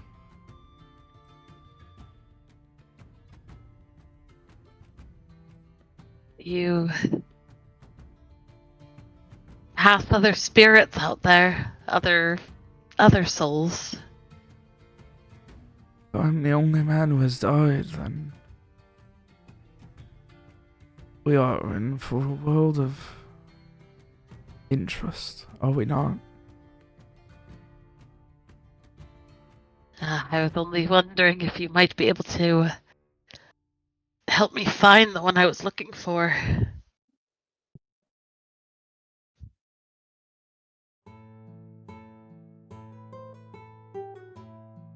I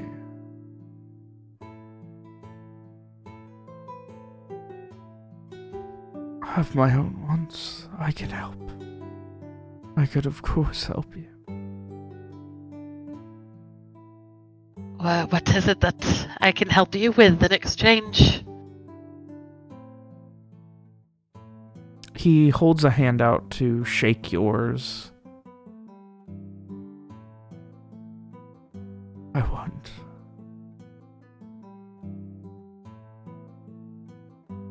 to... 1 second. He wants to be reunited with his beloved dog. Wow. I love it when that little menace hears a car drive by, and then she immediately lays down again. Oh. She's a very good guard dog. I know anytime anything comes within 50 feet of the house. Aw. Anyway, I want to remember. Help me remember. And his eyes narrow, and you see this mixture of anger and excitement in his face.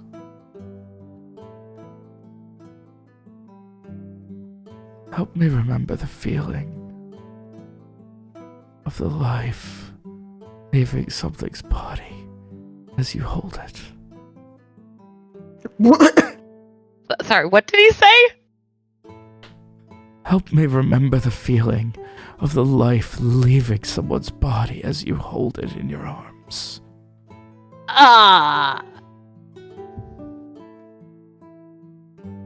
Frey pulls his hand back. You want to feel somebody's death. I miss it. I miss it oh so much, like a thirst that cannot be quenched. And you come here, a man with a water skin in a desert.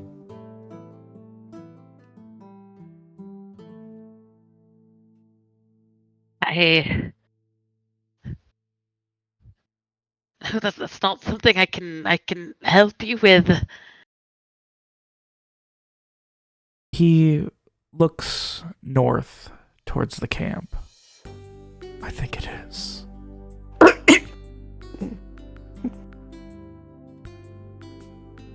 I think it is, and I think you can. But we saved those people. They're...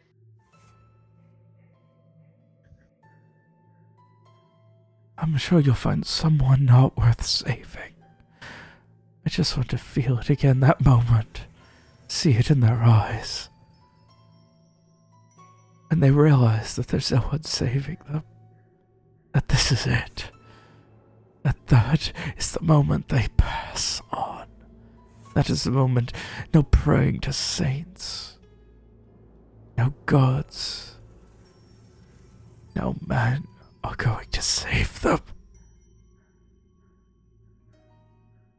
And he smiles, and at the same time, you can almost feel that smile growing onto your face as well.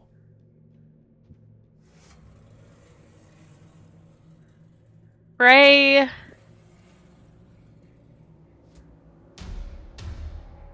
definitely feels like that crawling under his skin, and he tries to pull himself back from the sensation, reaching out, sweeping his cards out of the formation that he had them in, just trying to break that connection.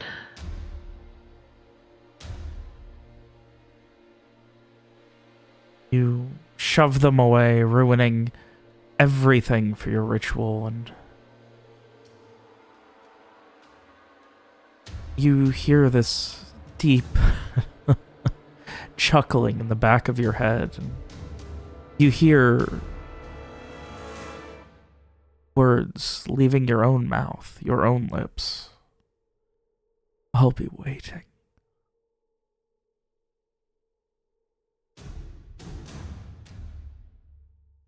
you're ready to make a deal, I'll be waiting.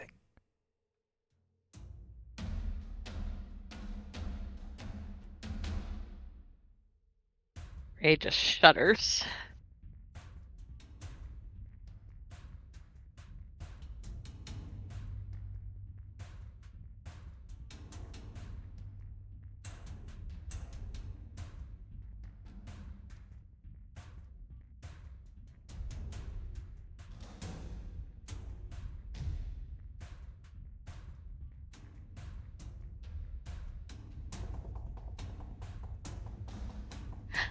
So is he like back in his regular like Yeah. awareness of the world? Okay. Yeah?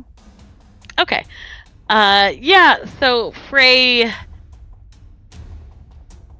kind of like rises sharply to his feet, looking around, feeling a little very, very stunned, very unsettled. Just like looking around, afraid that he's gonna see that face again. But he will quickly start gathering up his things.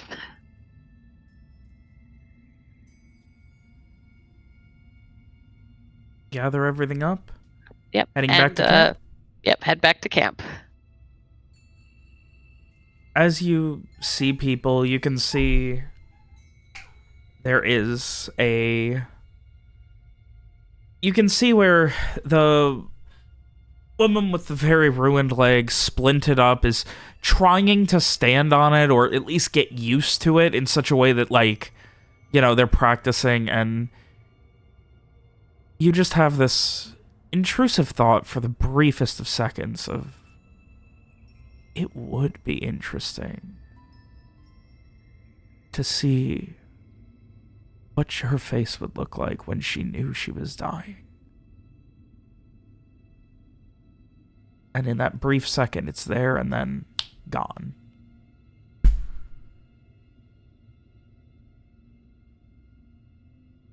Ray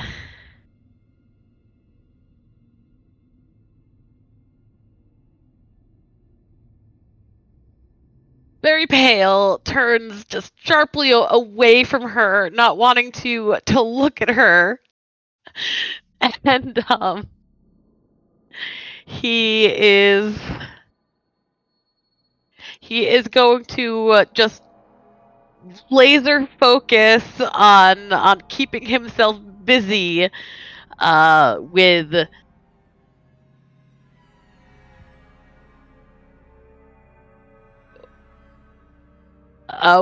I guess the melting of snow and making sure the fires are going well, maybe going and trying to gather some sticks around the area, just basically trying to keep himself busy, to not dwell on that and not have to focus on that woman or anyone else who seems, to be struggling.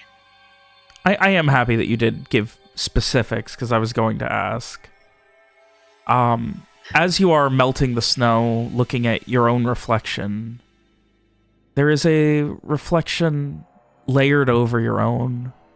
You can't make out all the features, but that haggard, stringy beard is very, very noticeable. Okay, Frey jerks back and he and he drops like the water skin he was feeling just in the water, just breaking up that reflection, and just like this sharp just no. Just right there in the middle of camp. One of the survivors, let's see, who would be around and not super busy? Maggie comes over, and she kind of like, she's got her kind of like curly graying hair up in a bun, and she comes over and puts a hand on your shoulder and just, oh, what is so wrong? Is everything okay, Mr. Frey? Yes, I'm sorry. I'm just I'm sorry, Maggie. I'm just a little jumpy, I suppose, after everything. The others aren't back yet, are they? No. hopefully soon with food. But no, not yet. And looking at her, Frey, you can feel just how interesting it would be to have your hand around her throat, to feel her pulse stop. You might not be strong, but she's in her 50s or 60s and is malnourished. You could overpower her easily.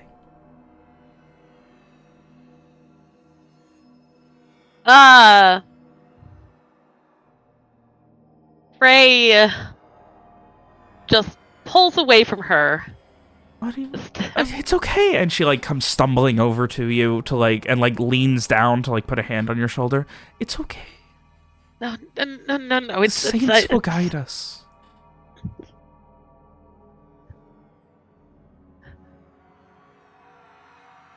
I don't exactly feel their guidance right now.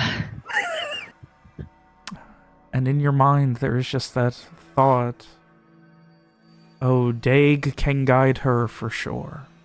And you can guide her to him.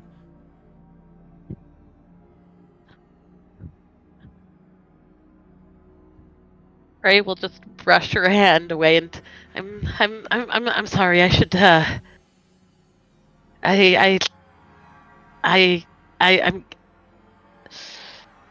I'll go gather more firewood. Okay. And he is gonna leave camp.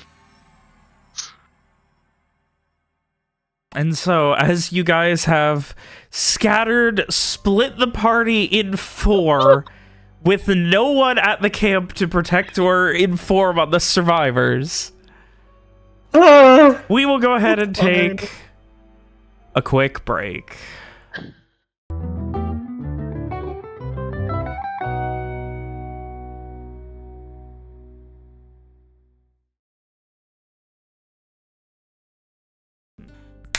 There we go. So, God, it's gotta be such tonal whiplash. Like, I always forget until, like, I listen back. The tonal whiplash right before a break when it's something really dark. And then right when we get back and I've got, like, all this energy. And I'm, like, optimistic and excited to play again. It takes me a minute to get back in the headspace. Alright, so, let's go bear wrestling or something. I don't know. Something like that. It's not like Strieg. there's serial killer possession happening back at camp. Listen. Frey's avoiding people. It'll probably be fine. Strieg, you and Roland spend a little while meandering around and keeping your eyes peeled, but it seems like your bear cave is the only thing that is relatively interesting in the area.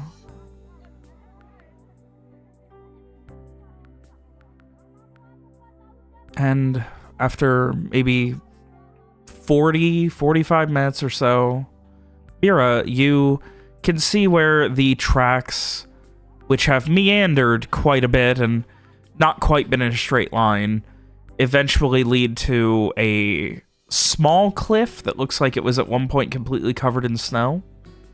But you can see beyond it where the tracks have kind of meandered even more after that. And upon circling around, you can see it is an entrance to a cave, and hopefully somewhere out here is a living and unharmed Strieg and Roland.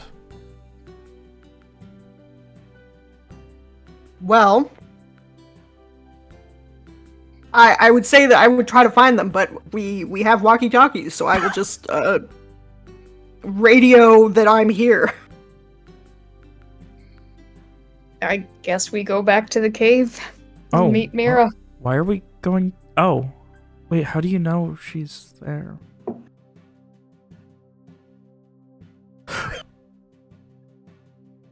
Because she's there. Okay. And Roland just kind of gives a little half nod at that, and you guys make your way back where Mira is waiting patiently. Is Mira going in the cave before they get back? I could take a peek and see if I could see what it is. Oh yeah, you do have dark vision. So go ahead and give me a dex sneak. Let's see those silent Mira slippers. Well, Yeah.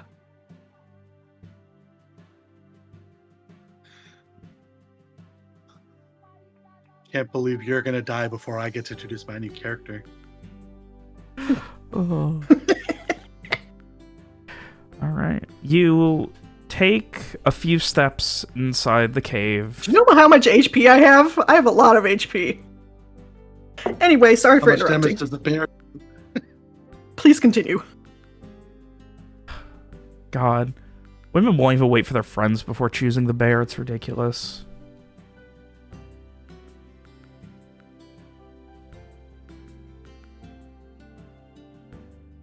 You start to look in and, like, you take a few steps and the cave kind of, like, it curves to the left before opening up. So you have to take about maybe a dozen steps total before you can see, but you do hear, like, it almost sounds like heavy, like, quiet, but, like, reserved purring, but amplified by the quiet and unmoving of the cave. So it echoes. I hope it's something very small and unassuming.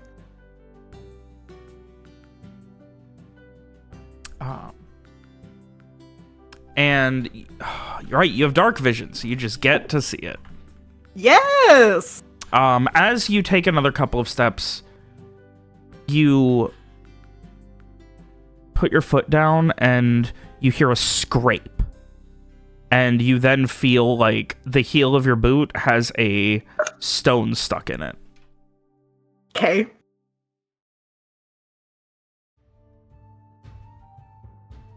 I can deal with that, hopefully.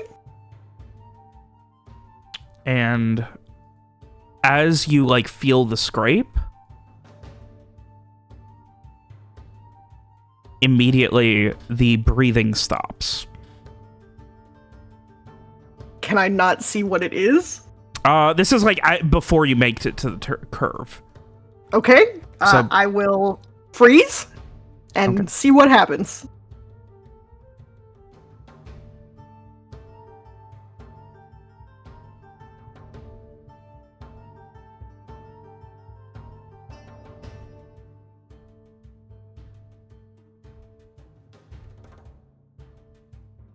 Hello? I said all right, and so it is, you have a quiet moment, and you see a curled up, very... This isn't right. This isn't right at all.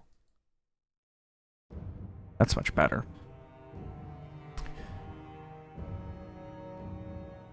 These two beady white eyes and these large spines, some 3-4 feet long, coming out of the back of this furry but thinner than a bear creature. Give me an int no to see if you know what this is.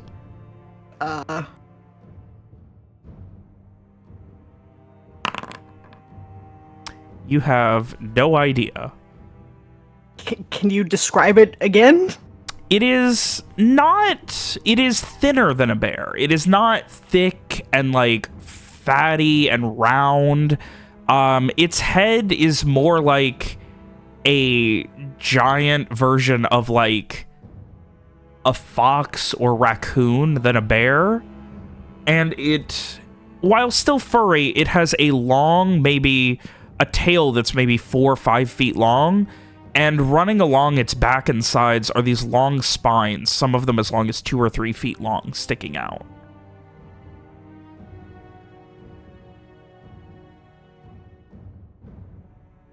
Oh, I'm sorry. I'm sorry. Let me go ahead and I have a picture for you. An unknown predator. Giant porcupine Wolverine. Kind of, yeah. Yeah, and you would have No idea what the hell it is.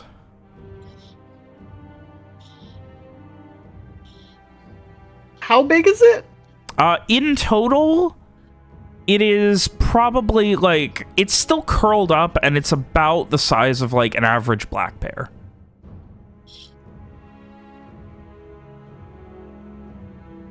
With Strieg on the earrings, can he also roll to see if he knows what it is? I don't. Yeah, can he like kind of... I don't know how the earrings work 100%. Can he like kind of get a picture of it from... Yeah, like, your thoughts of it, sharing like... brains or Yeah, whatever? similarly, like, your thoughts, like, as you, like, think about what it looks like could be transferred, yeah. Do you think there's any chance that Strieg would know what this is? Apparently. Sure. I mean, yeah, given where I... Okay, yeah, maybe. There is a slight chance.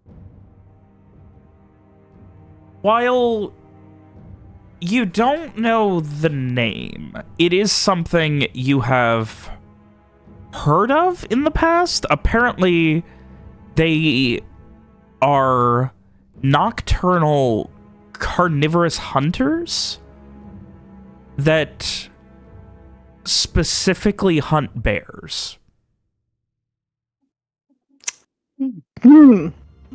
Interesting. Not too far off.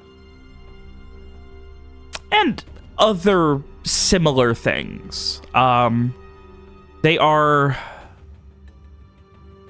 I'm trying to think what else Strieg would know, because Strieg has a very unique knowledge set. You would know that under no circumstances should you ever really want to touch one, because they can propel those spines out of their back. And there are think I smaller will- ones that they can propel that are throughout their body as well. I think I relay all this to Mira as something that goes like, it sounds like a bear eater. We don't fuck with them. They're really spiky. Very bad. It sounds like maybe it would be more trouble than it's worth to try to eat it then? It would probably be kind of painful to eat. I mean, painful to even butcher, I imagine. Very spiky.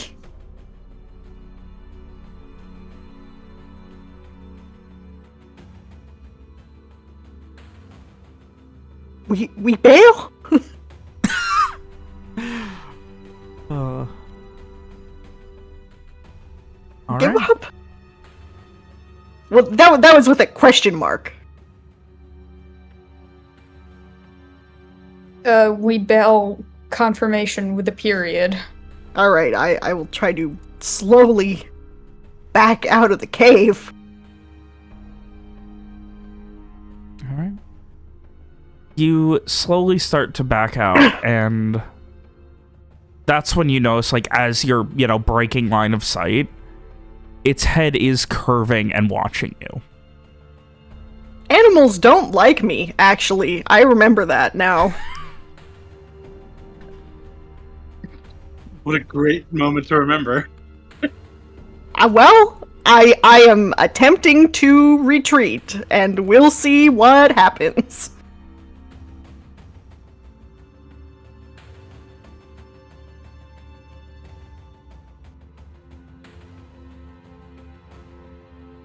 All right. So, you retreat back out of the cave into the lovely afternoon of this snowy hillside. And a couple of moments later, while it doesn't seem to be coming out, you do see in the distance Strieg and Roland making their way towards you.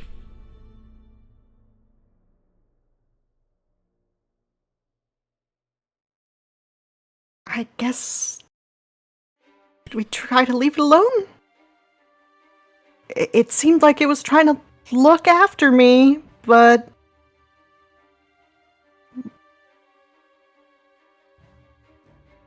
I mean, I've never seen one, but I don't think that's something that people want to fuck with. I am like grimacing and nodding, but you can't see me. Shriek, I would also add that you've probably heard stories of these things that are, like, they have many spines, like, hidden in the fur on their tails, and, like, one swing of their tail is enough to, like, impale and kill a grown person, like, 4 times over. Okay, yeah, Cool. yeah, we won't fuck with that. We should go, probably. Let's do that.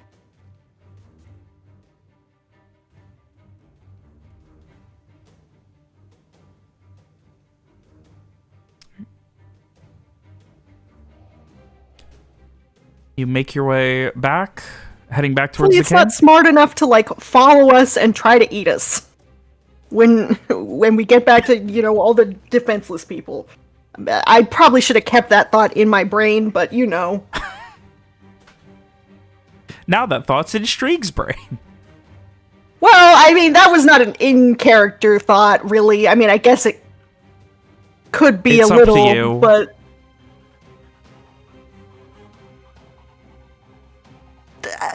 I guess probably she would think, hopefully it doesn't follow us. I don't know why it would. She doesn't know anything about this sort of animal. So, As you guys start heading back, Roland does make his way over to you and just, so we're not killing the bear? it's not a bear. Oh, that's good then. I mean, it's a thing that hunts bears, so it's Oh, worse than a bear. it's a person?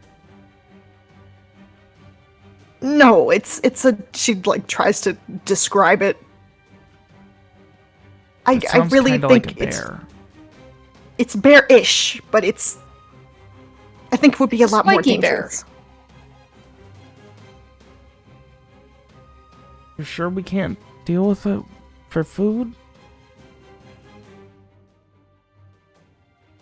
I just think it would be a lot more dangerous than it's worth. I mean, right? Looks at Strig for confirmation since he's the guy who knows about these. Well, it's like... So... When we shoot a crossbow, it's just one spike going at you? But I guess these things can have, like, a lot of spikes going at you at the same time. And they're really big spikes.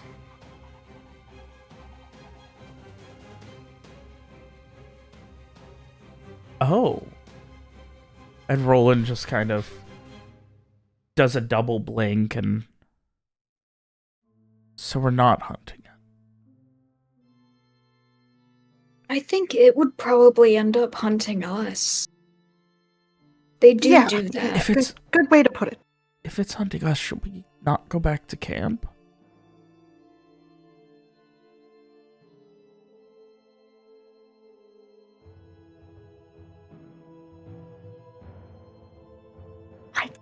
I don't think it's hunting us yet.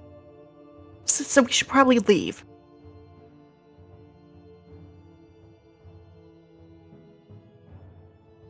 Roland just kind of agrees and doubles the pace behind you.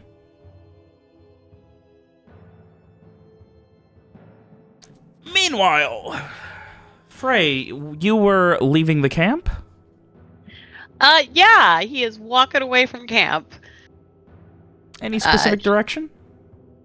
I think he would head, let's say east. Okay, that's the direction Garrett's in. So that's a good good. choice. Okay. Are you heading anywhere specific or just heading out east? He's just trying to, he's not heading anywhere specific. He's just trying to, get away, process what's Okay. happening, and try and figure out what to do other than, give in to it and kill somebody.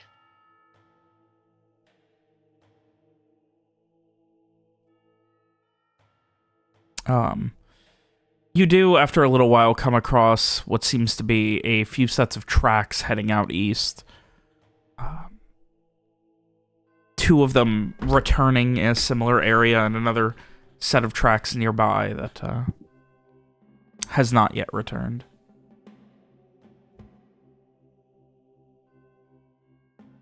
Okay.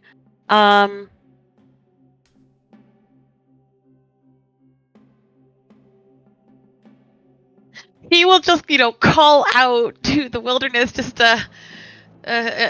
Garrett, Strieg, Mira, anybody? And that echoing call off of the rolling hills, Garrett, you hear from maybe still a 5-10 minute walk away, the worried voice of Frey carrying loudly. I will quickly start making my way over there. Doubling your pace back to camp. After a couple of minutes, you can see a very stressed out Frey waiting pretty far away from camp. I will go up to Frey.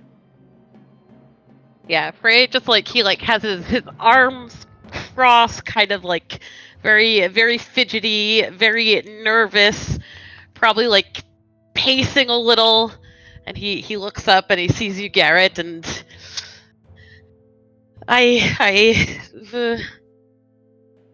you found something.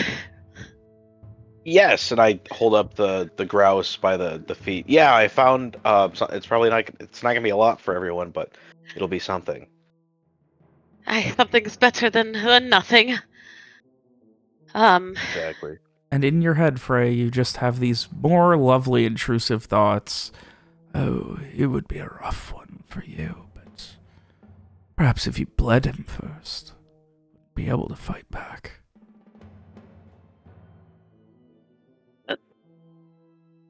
Stop! Just go away! And he says this out loud.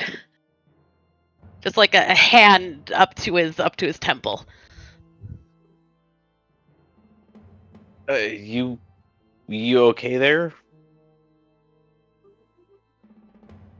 No, I don't think I am. I think I made a terrible mistake. What happened? I thought that maybe I could find Rohan. Frey, I would like you to give me a mental save. Okay. Uh-oh. Mental save. Okay. Oh, you had it as hidden. That's fine. I have a button for that. Oh, good. Cool. Love it. And as you kind of you could see how Frey is losing his fucking mind. And then, without skipping a beat, he then just... His immediate follow-up to hoping he could find Rowan is... The woman with the bad leg, we need to kill her. She's gonna die. We need to kill her. I'm gonna do it. Help me. And then you gain control again, Frey.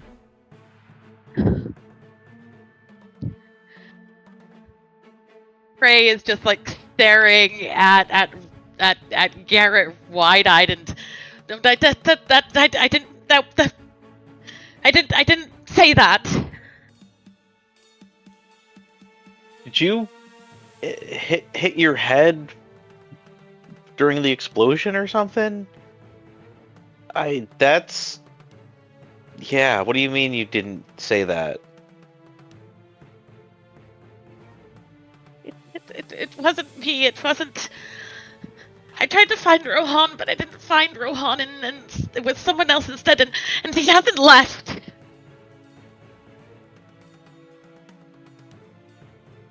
Oh. So you're saying you have a spirit inside you? Yes. Oh, okay. He wants me to hurt someone, and I don't know what to do. Well, I'm assuming we would have to get the spirit out of you. How did you? Sorry. Um, how did you even try to find Rohan? It was the same thing I did when I tried to speak with Mira's father. When I found her sister instead. Okay. How did you let her go? I didn't. She just left. Oh. But this one hasn't left, and I don't know how to make him go. I tried breaking the connection, but he's still here. I can feel him. I can feel his thoughts, and they bleed. All right. Well, I think step one is we talk to Mira. Other than Rohan, she'd probably know the most about this. But I don't know where she is right now. Is she at the? It's fighting a bear. Oh, okay. Then I think Damn. the best thing to do would be to lightly, tie your hands together a bit so that you can't untie them, but not enough that it's gonna actually like hurt. And then that way you can't really try to hurt someone until Mira gets back and we can talk about how to get this guy out of you. All right.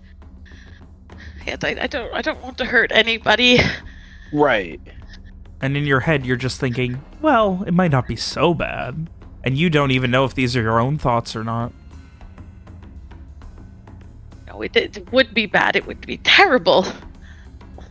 Right. So I will, using the little bit of rope I have left, I will tie up Frey's hands. Yeah, Frey will let him.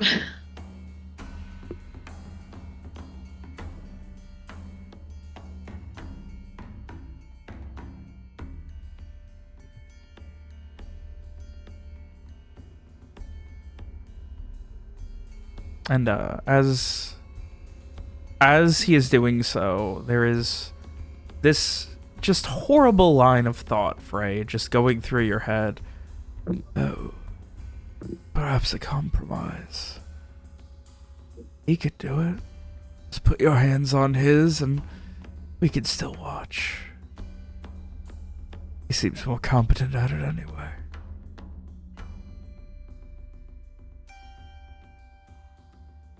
No, nobody.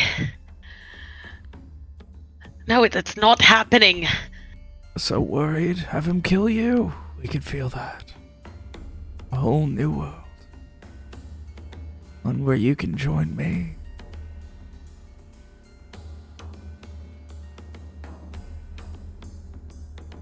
And Frey's head is just like turned to the side away from you, Garrett, and like he's like saying all his responses are just out loud and just no, I don't want to die. And he would never do that.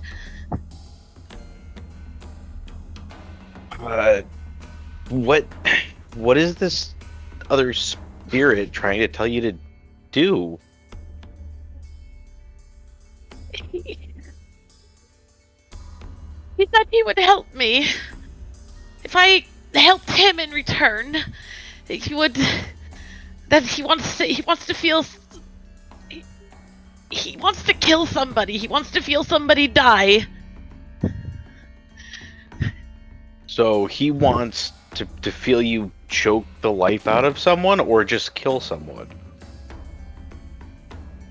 He seems to have a very personal interest in it. Oh, because I was gonna say, like, we could just go hunting and have you. I can have, once we get in a place, I could have you take the shot, and that would be killing something. But I guess not that. Oh, I think he wants it to be more of a feel it directly sort of thing.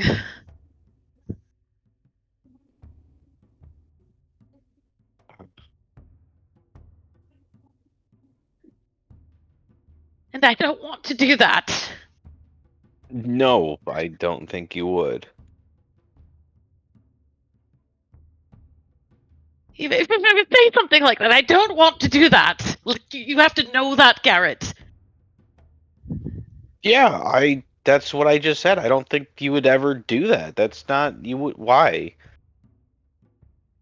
So, yeah, no, I know those aren't your feelings. That's clearly the spirit that is possessing you because you don't like killing people or even hurting them. How do you know? You've never tried it. Because I felt it. I felt it 100 times.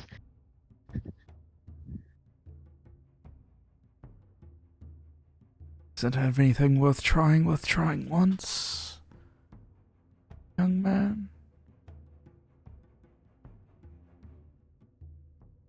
No, once is too many. It's.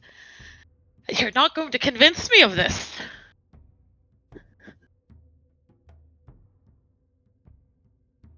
We are going to be long, long friends, you and I. 'Cause I have all the time in the world.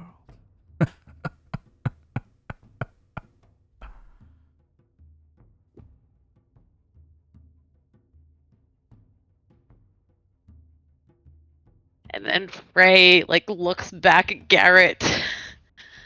We have to find a way to get rid of him.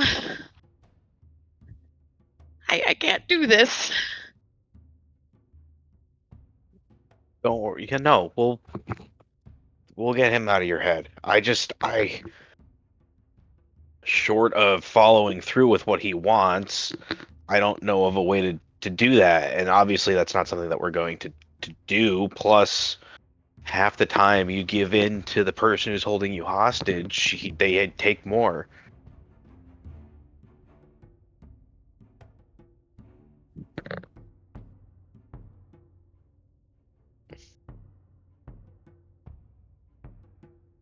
I guess now we just what we wait for Mira. Yeah, I don't know what else to do. I'm sorry.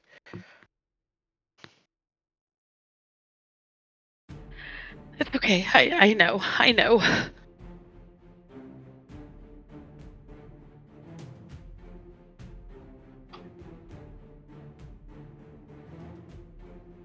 Frey just stares dejectedly off into the distance.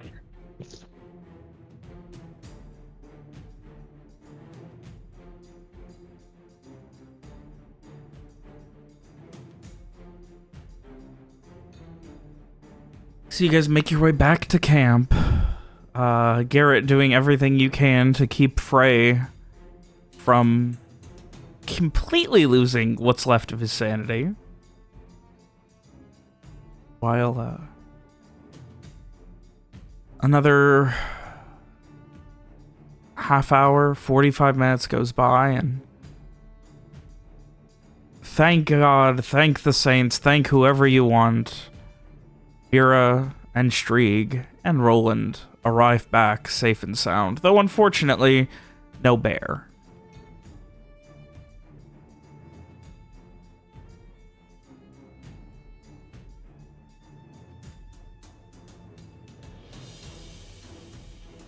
Yep, no bear. So what are you two doing when they get back? Exactly. I'm just keeping an eye on Frey and making sure that they don't try to go after anyone, while appearing to not be consciously arresting, Frey and guarding them. And I imagine Frey is kind of just sitting wherever Garrett has put him, hands tied behind his back, just staring off into the distance, or occasionally, muttering to himself. Probably not a great look for, anybody looking on. Yeah, if you were in a normal place, there would probably be a lot of hubbub right now. But thankfully, or not, you're not, so after a little while, yeah, the rest of the gang arrives. Mira and Shrieg, what are you guys doing? Well, I am making these two knuckleheads sit by the fire. Yeah, I was gonna say probably just going to sit by the fire. Oh, Roland is not going to question it.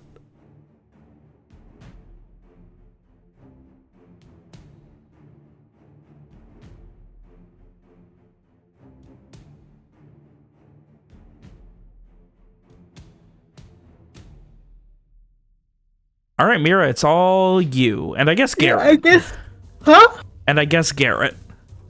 I mean, yeah, I guess she would probably notice that,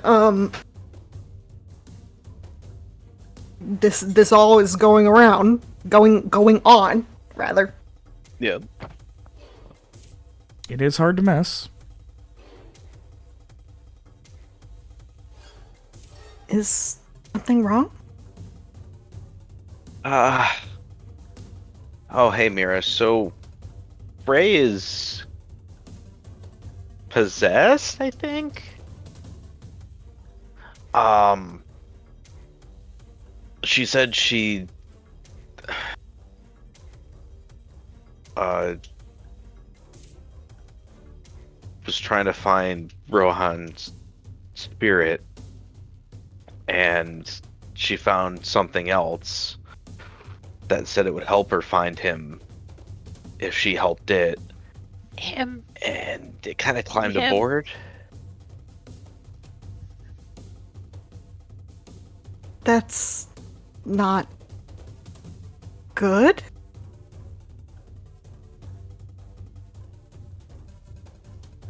Kind of blinks again. Like, I mean, obviously Frey is looking distressed, I would presume. I think Frey right now is just kind of staring at Mira. Frey, I would like you to give me another mental save. All right.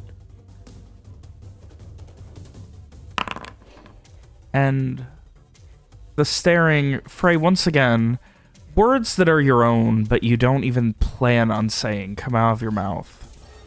And what the rest of you hear directed at Mira. Your neck is so small, so perfect.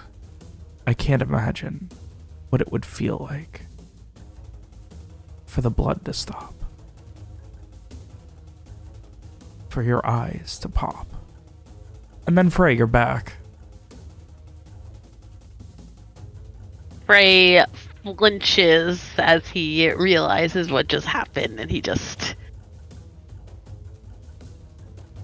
I'm sorry. I didn't mean that. And he just looks away. No, I know you would never say that. She, like, puts her hand on Frey's arm. Like, kind of glares. Not exactly at Frey, but, like, just in general.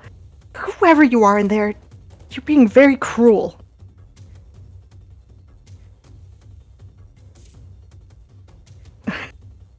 But I don't know if she would have any idea about possession or anything like that. Like, maybe she might have read about something like it before.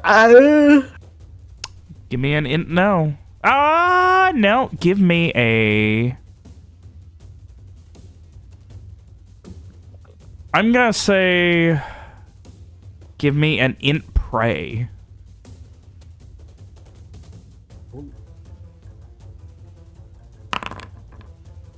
Nope. This is possession. I can't really say that I've read that much about this sort of thing, but don't worry, Frey. I know it's not you. None of us would think that you would do this sort of thing. She just like rubs his arm comfortingly, like she doesn't know what else to do, so she's just trying to make him feel better. I don't know. I don't know what to do. I don't know how to make him go away. I don't even know who he is.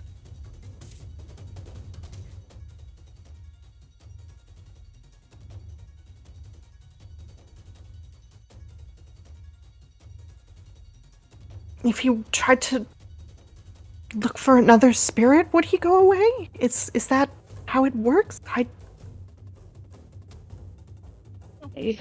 don't know.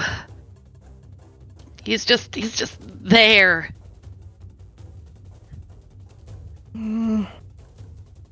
You did this. You let me in. I'm not leaving.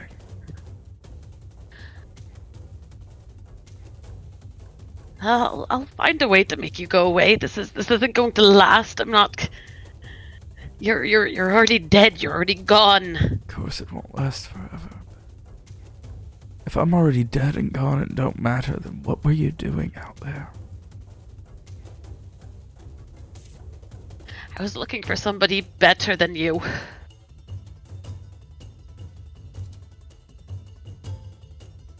Why don't you go to sleep? You've been tired. Need some rest.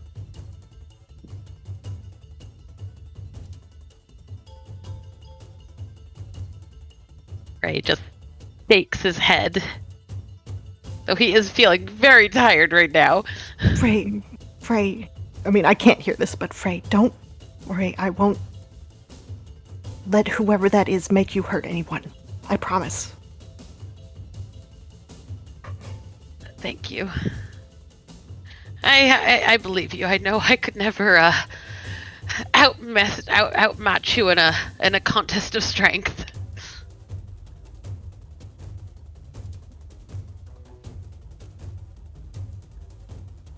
What little comfort it is, I'm sure.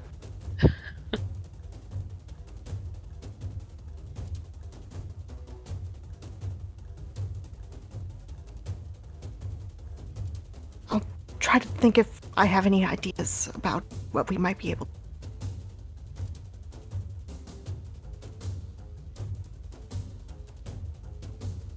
All right.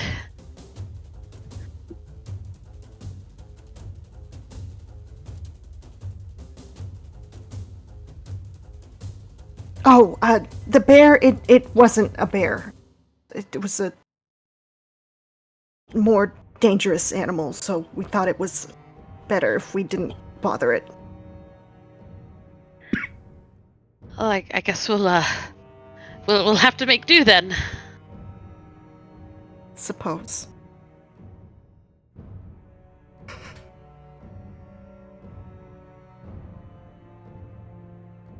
I'm sorry, I suppose I won't be much help around camp until this is done. It's all right. Don't worry about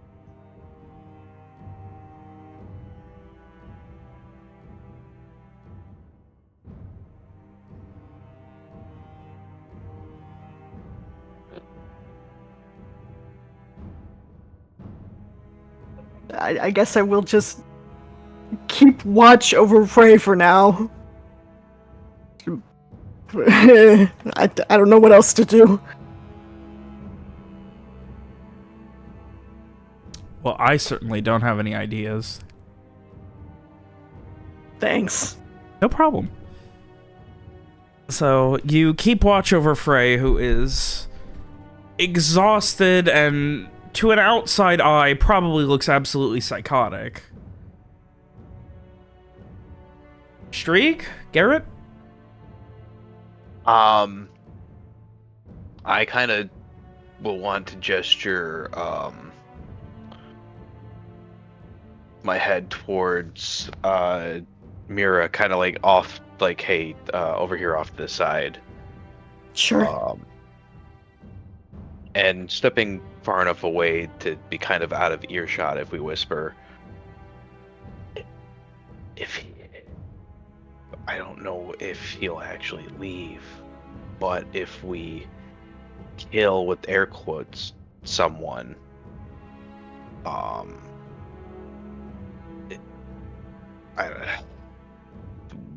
that might work, but I'm worried that even if we...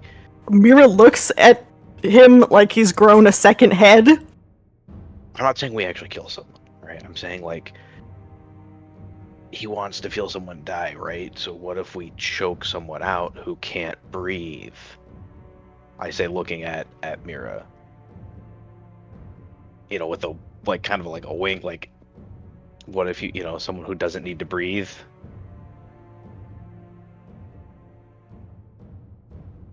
What? Okay.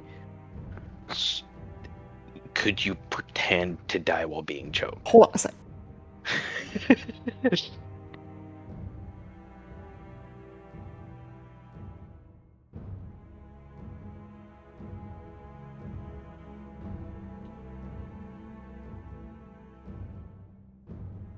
We wait with bated breath for hold on a sec. Bated breath. See what you did there? Oh. Streak, what are you doing at this point? Wow. Sorry. Oh, wait, no, Alex is back. All right. Go ahead. Like I said, Mira is looking at Garrett like, what are you asking from me? I'm very confused and alarmed. I'm not saying that this is the best idea. This is just the only idea I have right now. But we can brainstorm other stuff. But basically, if we have Frey choke you to death, quotations, Frey can't actually choke you to death because you don't breathe.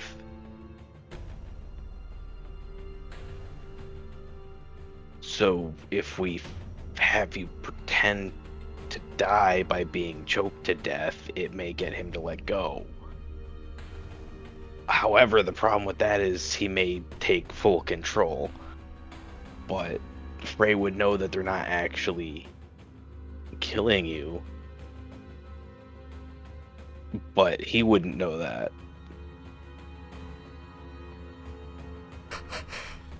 I think that would be unnecessarily upsetting for everyone else involved. We don't have to do it right in the middle of camp.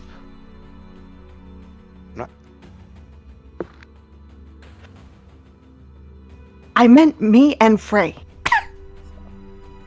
But it's just acting. Haven't you ever wanted to be in a play?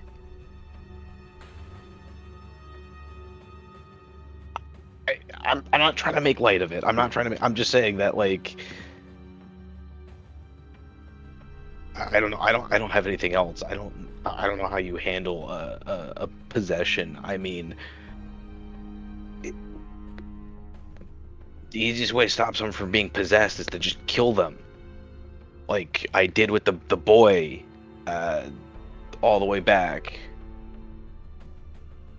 You're not going to kill Frey. Obviously. I'm not saying we kill Frey. I'm just saying I don't know what else to do. Those are my options. Either...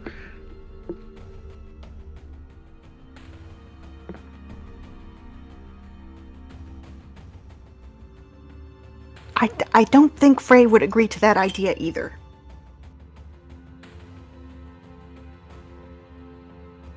I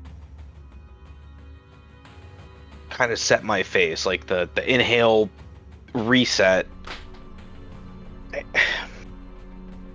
I'm sorry, I was getting a little snippy with you there.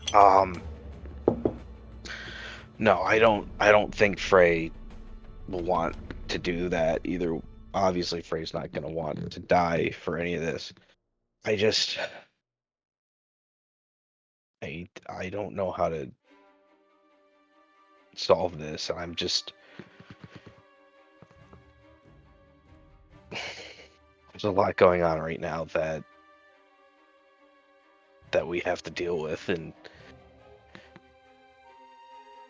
I just don't know how to handle all of it. Why don't we focus on the things that we can take care of immediately? Well, I mean, I if we really have to, we do know where that animal is. I don't think it would be a good idea to attack it. It seems very dangerous, but if that's the only way we could get food, then well, I have. maybe we should think about it. I hold up the grouse, and I'm still holding that. I caught something, but so we could get this cooked up, but this will at least get everyone a little bit of something. But I mean, we can't keep Frey like this either.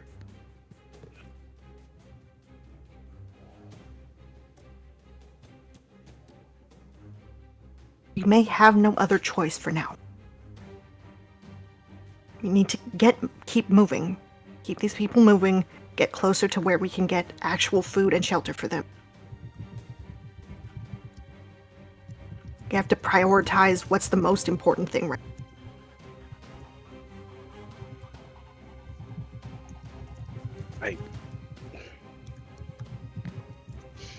You're right.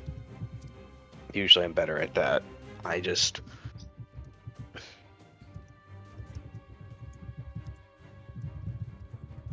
And Garrett nods and just kind of... I'll see what I can do about getting this cooked up.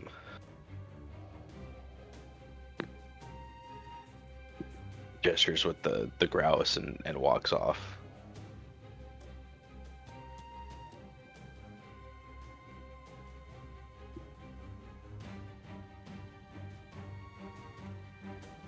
Yeah, Mira is just gonna continue to, keep watch over Frey.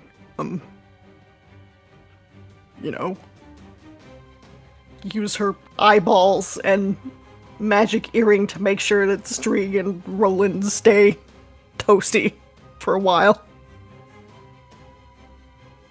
We are indeed still sitting by the fire.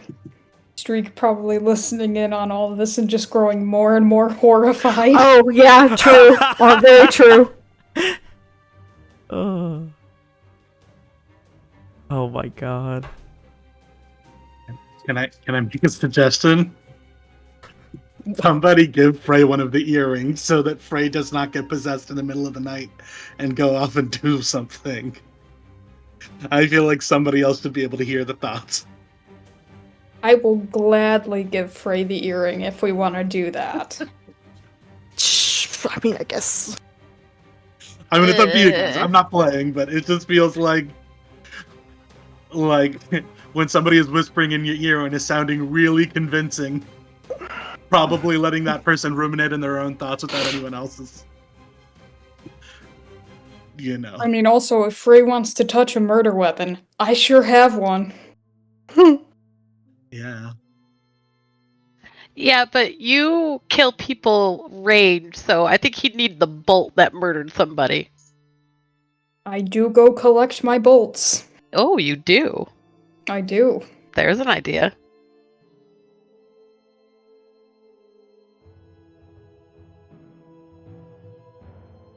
I think at the moment Frey has kind of just flopped over. I assume he has his sleeping bag set up at least, if this is where he's going to be. Okay. Even though it's 3 in the afternoon. Yes. I guess a lot of it depends on are we camping out here for the day or are we moving?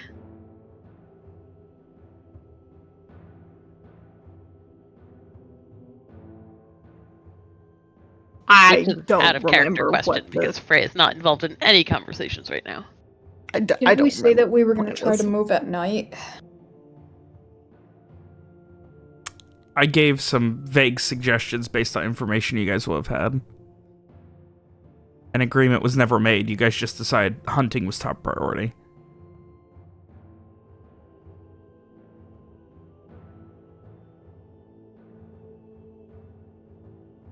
I guess we haven't not decided in game then.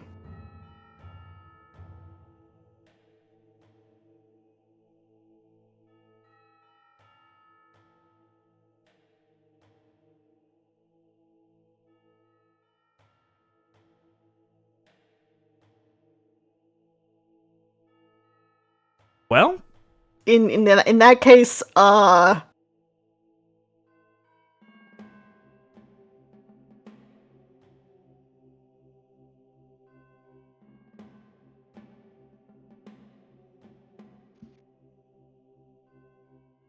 without Rowan here to throw a wrench into the works, you guys don't know what to do. Like, I'm thinking. Out I of mean, character, I vote that we just keep moving.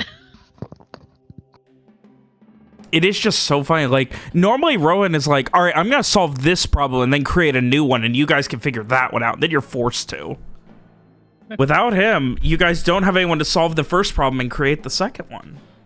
Well, the problem is that in real life, I'm the most uncomfortable with silence. So usually that solves this problem for us. well, I think, I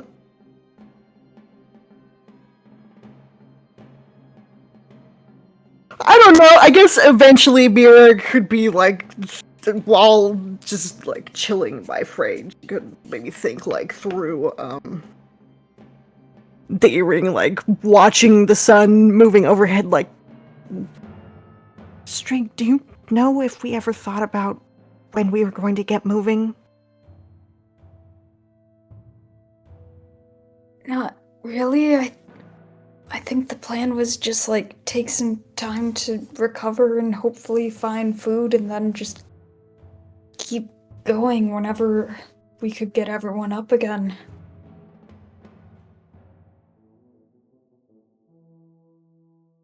Do I know if Garrett has like made bird soup by now and fed people?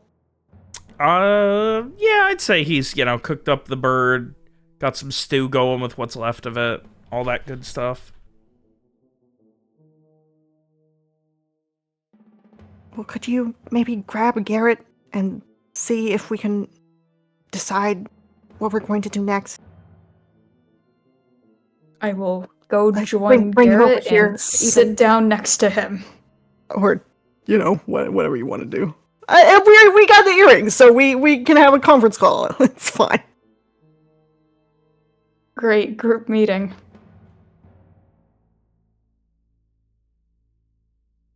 Yeah, so I go and sit down next to Garrett and go, so after we feed people, are we leaving, or what's the plan here?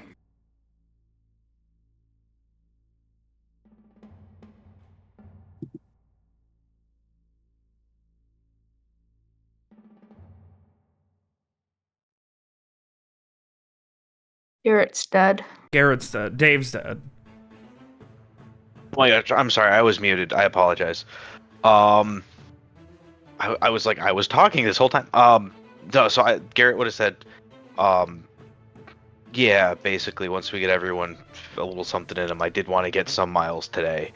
Though we're probably not going to get too late in. We want to go, and I want to push on a little bit, but not too late. Alright, well, whenever you say the word, we can head out. This is your area. Yeah, absolutely. And that's, once everyone starts getting some food, I guess I will round everyone up and lead them out.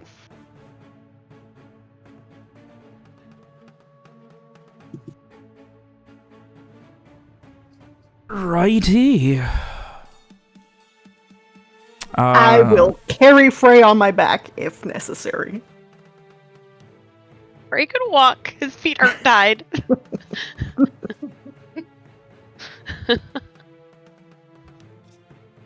Robert's making a note of that so he can have you choke somebody with your feet. Oh. Don't say that! This is not Don't that kind say of that. campaign, Adarsh. Come on. Really? That's news to me, I say from beyond the grave. God. No, I'm sorry. It's only okay if Frey chokes him with those hands. Stop. So I'm on to your tricks. Anyway. So, with that, exhausted mentally after a less than successful hunt, you guys pack up the camp in which not everyone even has, like, bags. Like, most people only really have, like, the clothes they were wearing, and some of them have grabbed, like, old blankets and things, so a lot of people don't even have, like, proper, like, sleeping bags or anything. But you guys are moving on. You're only got to travel a half day, or are you planning to still try and travel a whole day well into the night? I think a half day. I don't want to go well into the night, not with all these, people who probably haven't even been outside at night. Okay. All right, and then to keep people warm, it is a veritable bonfire you have to keep 18 people warm. So, Right. setting up a camp takes hours. Breaking a camp takes time. Moving everyone, making sure they're all healthy enough. They're going to be slow. There's snow. You're leaving tracks. It is slow going. As the night begins, it is shortly after dark that you finally find a nice, solid patch of land. And there's not a ton of thick tree cover, so essentially, you will have known that enough to be able to know to, grab what you can on your way. And, thankfully, water's at least not super scarce with the ability to boil snow. But, yeah. The day turns to night. A new camp is set up.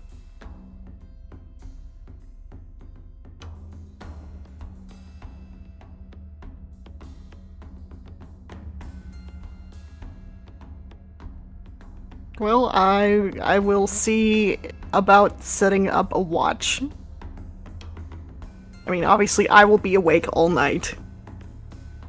But more eyes is not a bad thing. Right. And ears. I'll take second watch.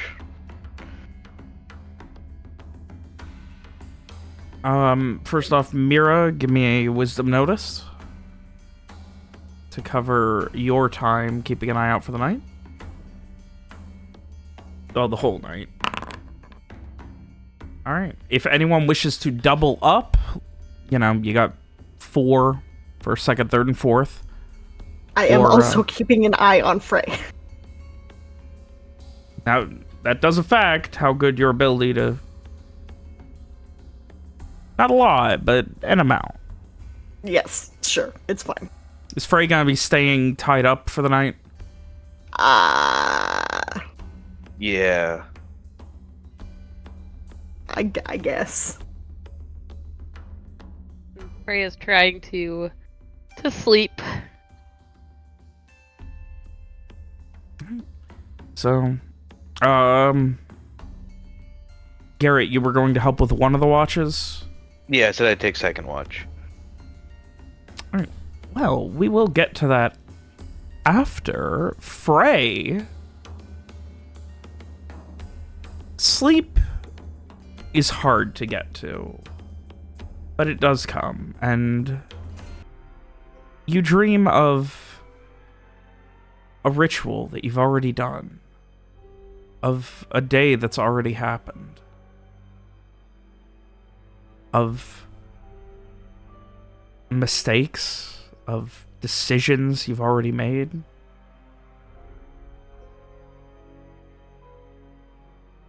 And finally, your dreams take you far, far away. You know you're dreaming, but you don't feel in control, but you do. You aren't in a freezing, cold wilderness far from the comforts of a modern civilization. You are back in Alasir, in a comfortable, silk-sheeted bed with down feather pillows. Everything is perfect. You can hear the sounds of revelry and celebration downstairs here in this royal suite. And you turn over. You can't get comfortable. Feeling almost constrained, even though you're in the nicest, most luxurious bed you could ever imagine. Feel like you're at home. Finally, you give up, think maybe a glass of water. That's all you need. Stand up, get out of bed, draw back all of the silk bedding that encircles it. You see on the ground, next to the bed, a body. You can see hand marks around the neck. Blood. And you do a double take for a second, and then you remember. And you smile to yourself. And in your hand, there's a small, almost letter opener-sized dagger, dripping with blood.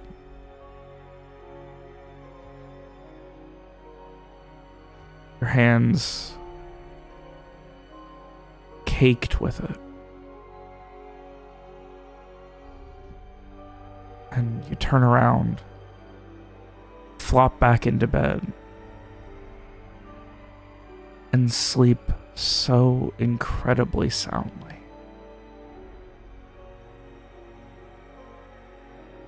Your night is as comfortable and luxurious as you could ever imagine it. You really were home. Do anything to get back there. Back to that state of mind.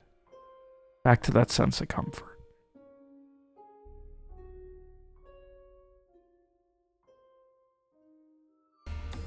But we go back now. Garrett, you awaken, insistent on helping at least for a couple of hours in the middle of the night. Mm-hmm. Give me a wisdom notice. Wisdom notice. Your eyes stay peeled, but there is precious little to do within the camp. Mira's attention turning almost completely to Frey with the additional assistance of a second person. And Mira, you notice Frey smiling in his sleep. He looks comfortable, not tossing or turning. Looks happy. Mira hopes that's a good thing.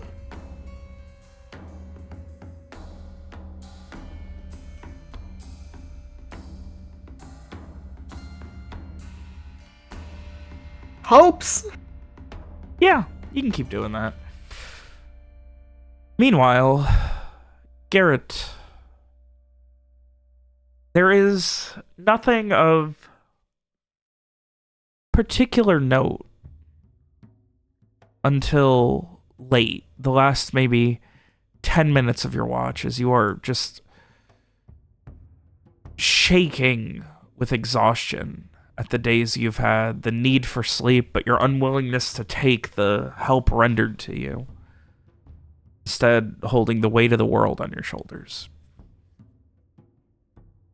So you listen, and at one point, you hear this almost thud out in the darkness, a thicket of trees to your north, followed by a scraping, scratching, almost grinding sound. Crap.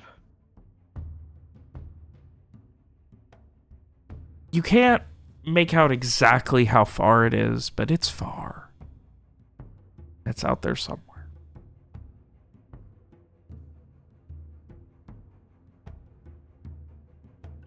Well, I'll keep an ear out for it to see if it's getting closer or not. But otherwise, I'll just let it be for now.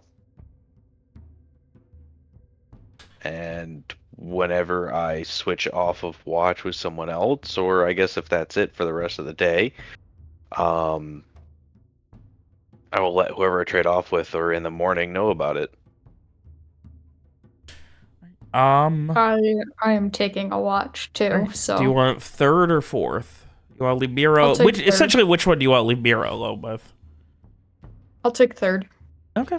So, Garrett wakes you up in the dead of night, roused from your sleep, told at least vaguely what's going on. Mira, of course, also given a debrief. Give me a wisdom notice. You try to listen for more of that sound, but there is nothing. Whatever that was, it's gone. But in the back of your head, there's that thread of, what the fuck was it? And god damn it, if it really is north, we're heading right towards it tomorrow.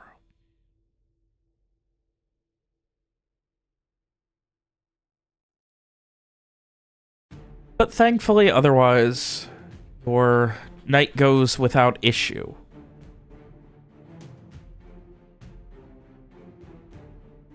Hour after hour until sunrise as Mira keeps watch. You all begin to awaken except Frey, who looks like he could sleep for another 30 fucking hours. I thought you were gonna say years. Honestly, that's no different from any other morning. Relatable.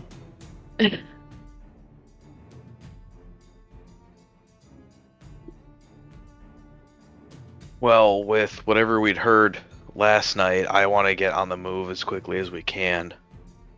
The more mileage we can cover, the more space we can put between us and it, the better.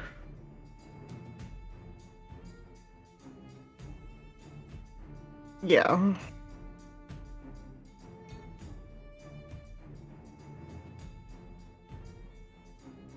Again, I think I'm still trying to keep everyone's spirits up as best as I can, you know? Not a problem. If at any point that becomes relevant, I will have you roll for it. Okay. Otherwise, trying to break camp and leave early today?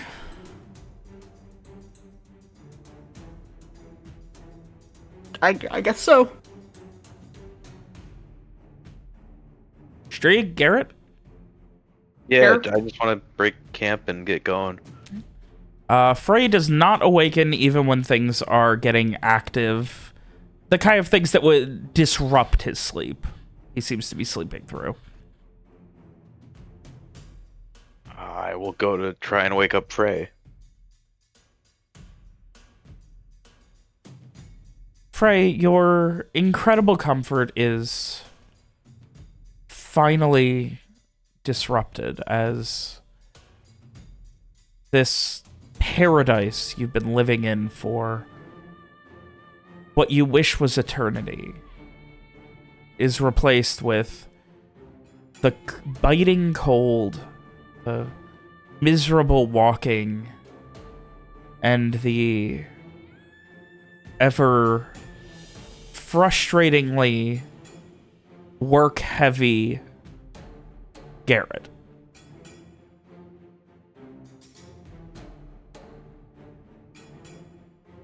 Hey, Frey, you gotta wake up. We gotta go.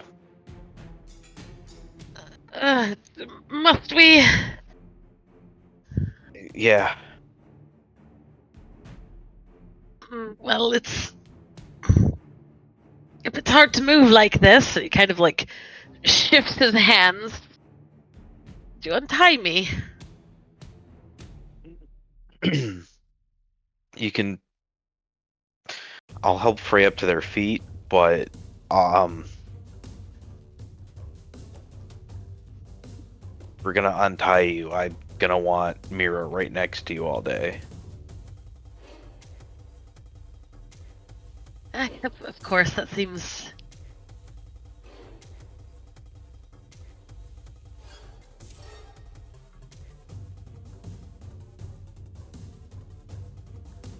All right, so I will bring Frey over to where Mira is, and basically just be like, "All right, Mira, I think it's best if you hang out with Frey while I scout ahead. I think with you around, we should be able to let Frey's hands get untied for at least while we're walking." All right. Upon untying Frey's hands, you can see where he has, in his sleep, dug his nails into his own palms to the point where they were bleeding. Oh, jeez. I'm gonna want to try to tend those and at least wrap them or clean them.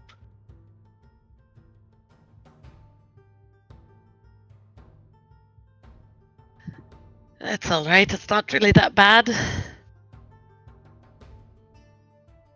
Well, we don't want to. Clean them at least. Yeah, I'm gonna just clean them and wrap them real quick.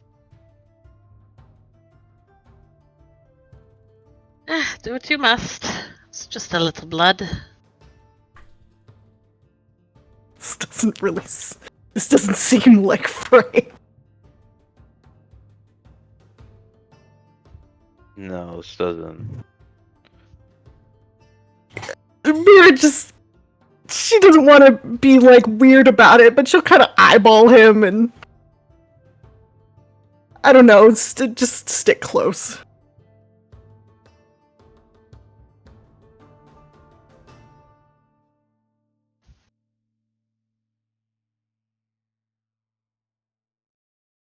He just like rubs his wrist a little. Now that they are free.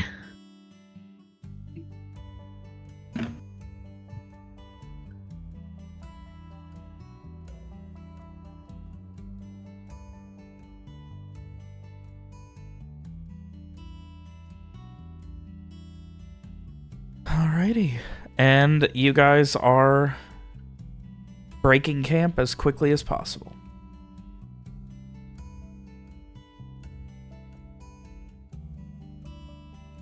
A day's travel ahead of you, huh?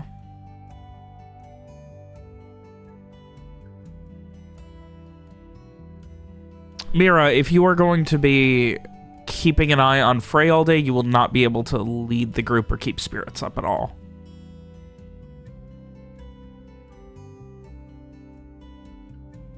I will task Garrett with this. Well, who's gonna scout ahead?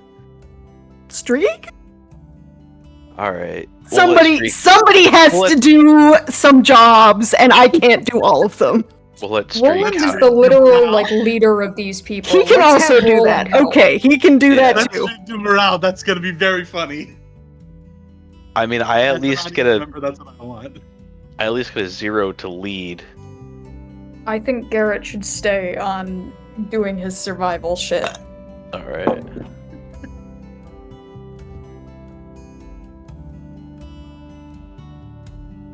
All right, Garrett will continue to be up front.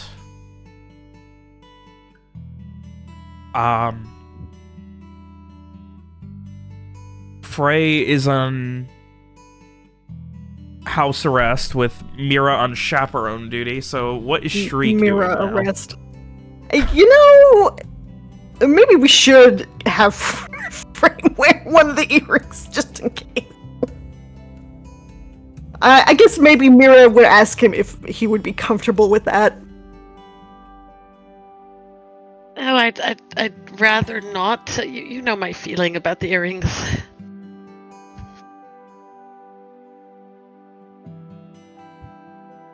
Okay. Just stick close then. Of course.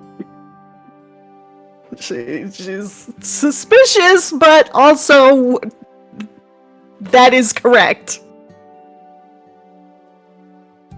I mean, it's true that Frey does not like the earrings, so stop making faces in the chat.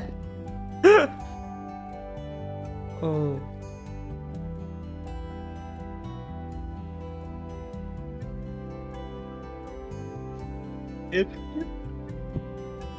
I can't say anything, and I'm so upset. Listen, I don't ask the DM to make checks. The DM tells me when it is appropriate to make checks. Fine.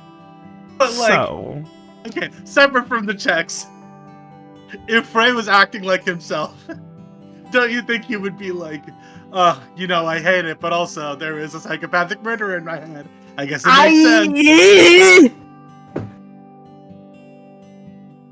You do you, man. I'm dead. Listen. So.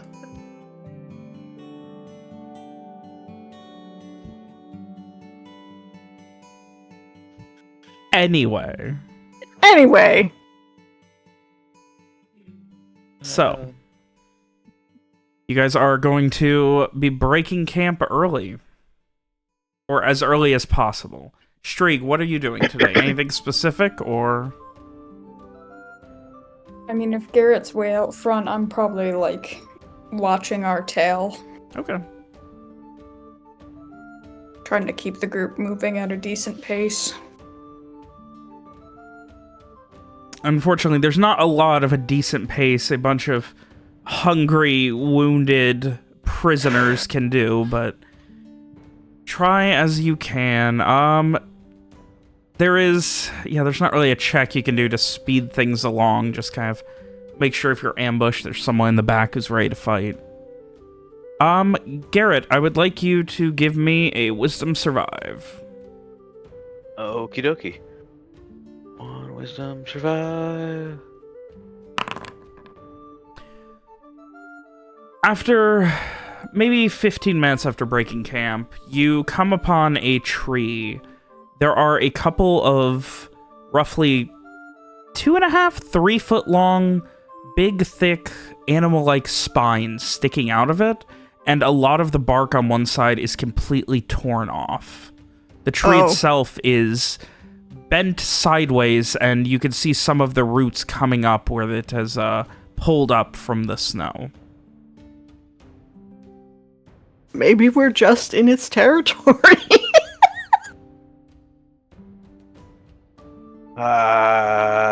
Well,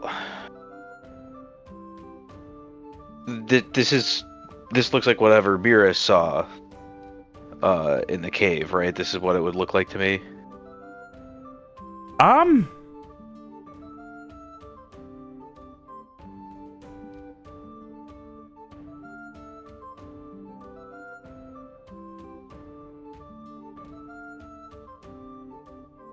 What do you... You mean like? Like, what do I you know mean? this is the I know this is the beast that's inside the den that they found. Yeah, you would assume. Okay.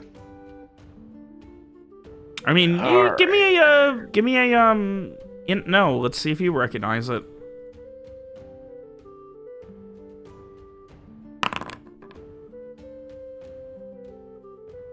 You don't know a lot about it. They are... If it is, like, based on what Mira said and everything, it does track that they are very solitary and, you know, their territory is pretty large. So it might not be that it's hunting you. It might be that, you know, it's just growing or its back itched. Yeah, you don't know. but Like, do I know enough to know that it would normally be asleep during the winter? No. You would know enough to know it hunts at night, even in the winter. Especially in the winter.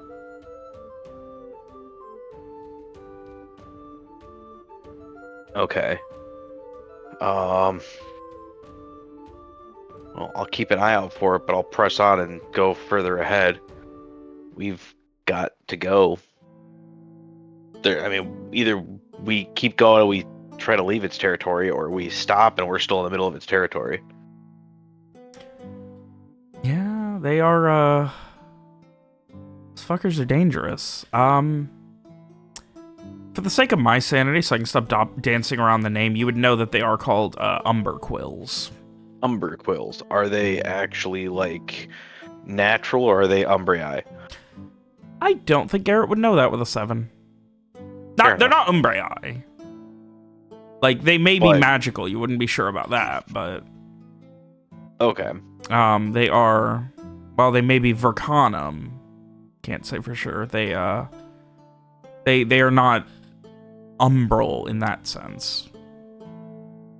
But yeah, the most... I'd say the thing that they are most known for is, like, hunting bears and stealing their dens.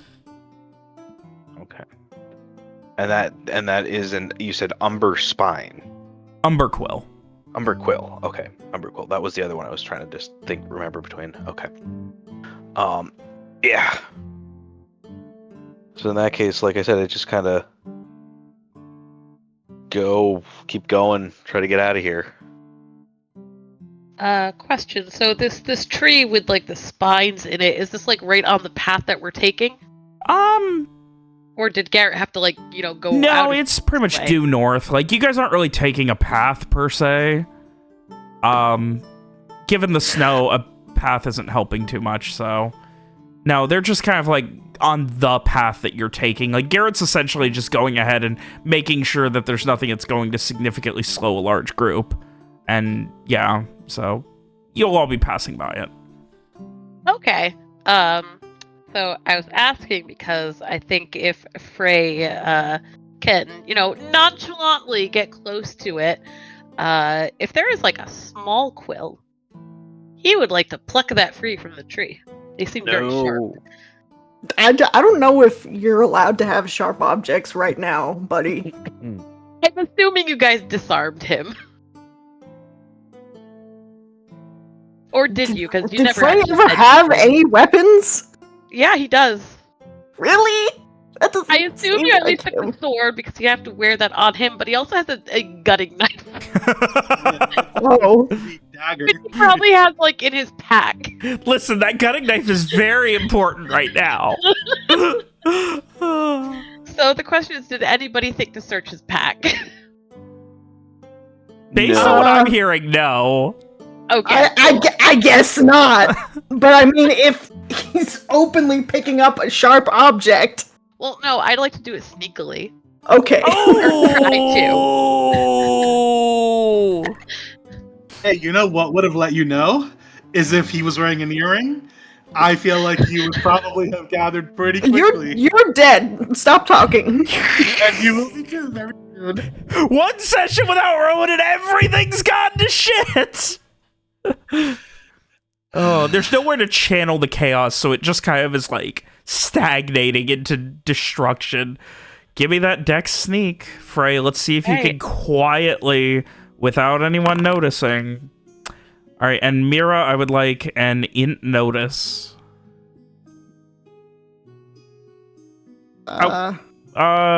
Wisdom notice, sorry. Okay. No, int. I changed my mind, int.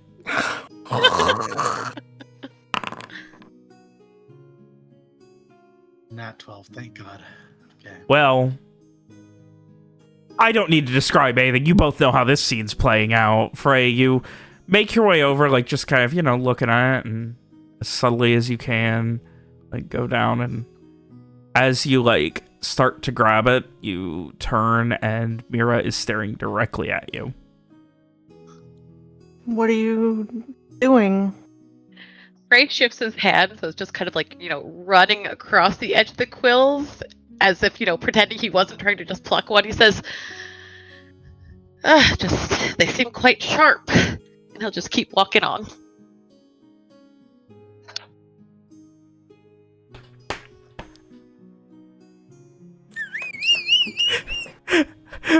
Mira has been stun-locked by that. Actually, I think Alex was stun-locked. Mira is handling it much better than Alex, I think. I think, you know, via earring phone, Mira is just gonna, like, confer with Stree, like, that's not normal, right? Touching the spikes? He was being kind of weird, right? Did I roll a charisma convince? I'm gonna go with you do not need to, because Mira literally saw you going to grab it. I mean, Frey is already kind of weird, but this is, like, a different weird. You know? Think we should maybe take sharp objects away from him? Why didn't you already? He literally said he wants to kill people. She just seems chagrined, but, like, also, well, you didn't do it either. Go find Garrett.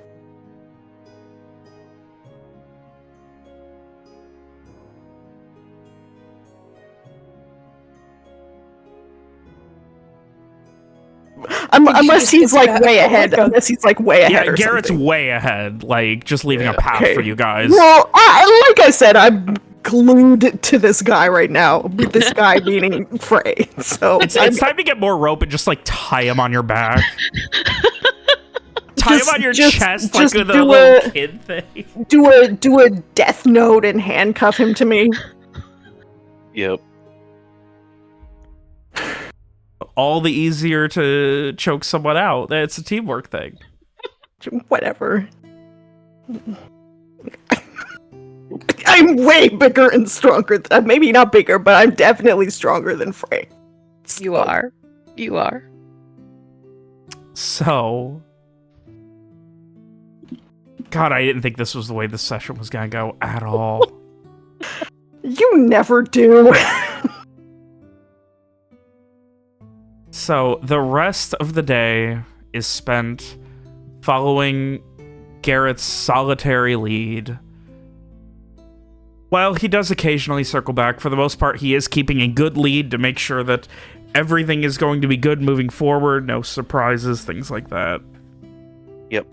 It is doubly important when you're escorting a bigger group like this. Thankfully, you know, all that time in the fourth means that solitariness is something that I'm sure Garrett is used to at times. So the day grows long. especially when I actually remember to update it. Yeah, the day grows long. It is nearly sunset. People are exhausted and hungry, and like even just pushing them for 8 or 10 hours of travel is so much for these people who were being fed barely enough to stay alive.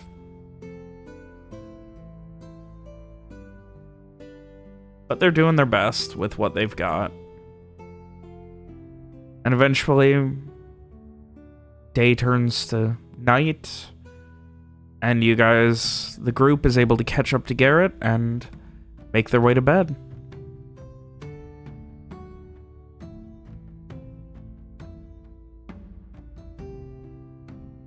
Or make their way to camp, setting up where Garrett has already essentially established a perimeter. There was no more evidence of the Umber Quill that you saw anyway, Garrett? Well, that's good, but I will definitely explain what I know about, that I saw, and it looks like either we were still in its territory or it was following us, but as of right now, there's a good chance that we've either gotten outside its territory or it's not specifically looking for us.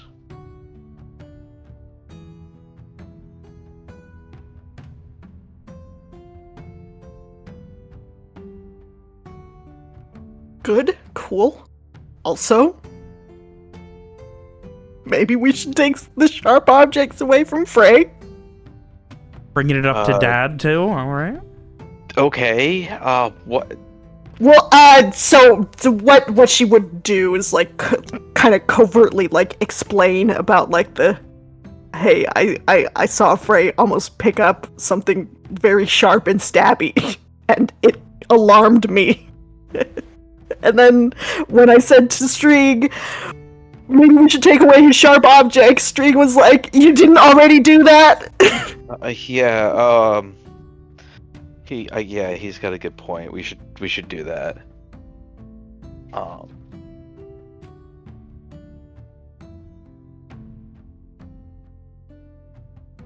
Yeah.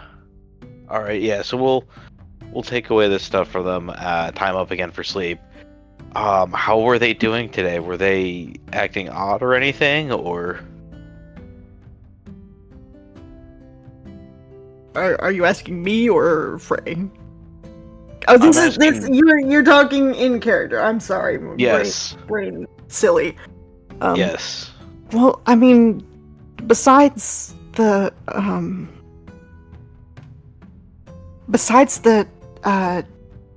Quill, he didn't want to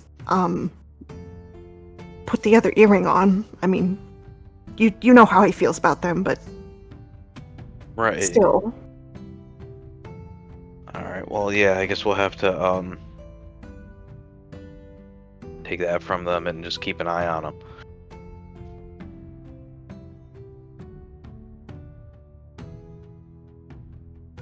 So, I guess at that, I'll go over and to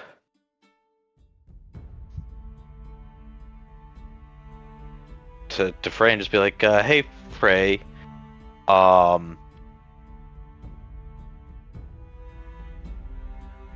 Mira was kind of worried about you going for those quills earlier. Looked like maybe you were trying to grab one.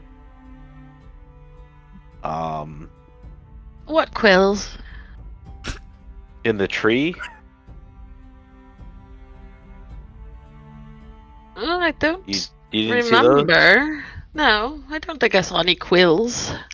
Oh, all right. Well, just to be on the safe side, we're gonna kind of hold on to some of the knives, swords, daggers, and stuff that you have. We already kind of the sword, but was there anything else that you had that you could possibly stab someone with?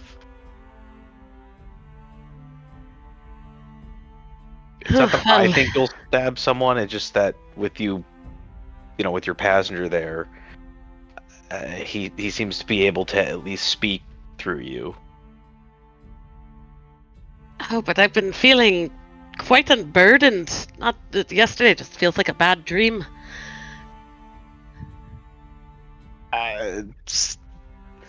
Did you get rid of that guy?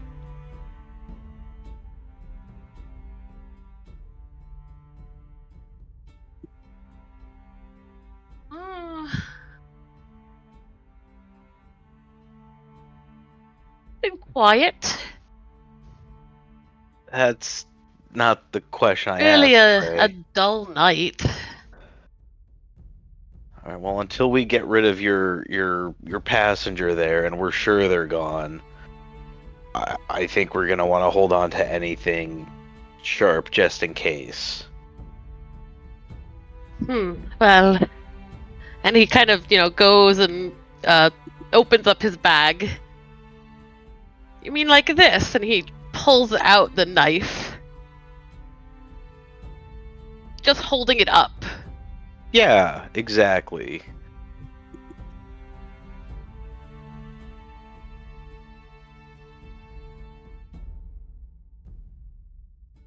Well, if you insist.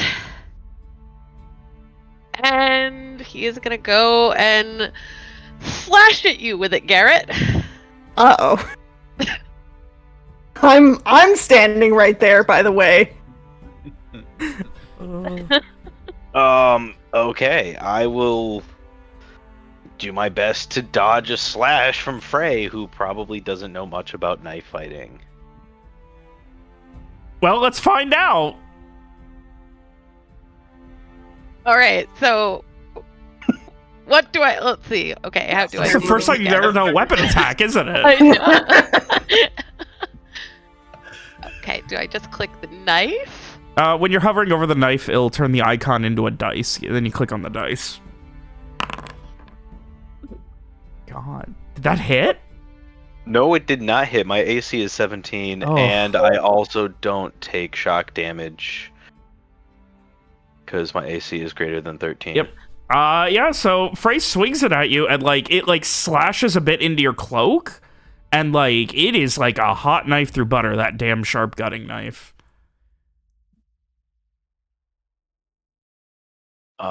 Wow, okay. Quick question. Because I did sleep, but I'm still fragile, I do not regain health points, correct? Yeah. Okay. Can I grab his wrist? Give me a strength exert. Like the fucking Terminator? Give me a Here, strength Terminator mode exert. again. All right, Frey, I need an opposing strength exert. If you want to try and hold on to your... If you want to try and, like, pull your arm away. If this succeeds, it'll be the funniest thing in the history of the world. This is a strength exert, right? Yeah. Yes. Oh. Thank God. As Mira locks onto your arm like nobody's business. Frey, no. Bad friend, don't do that. Frey, like, I imagine he's just kind of like trying to like pull his arm free and just getting more and more frustrated, like still holding the knife. You're ruining a good night. No, you are. Try to like pry his fingers off the knife. Yeah, you're strong enough, and you've already got his arm in a grip. You essentially Hand the pry knife each to finger. Garrett. Yeah, until the knife just falls harmlessly, and Garrett can grab it. Essentially. Yeah. You're not yourself. But hey, I feel better than I felt in a long time.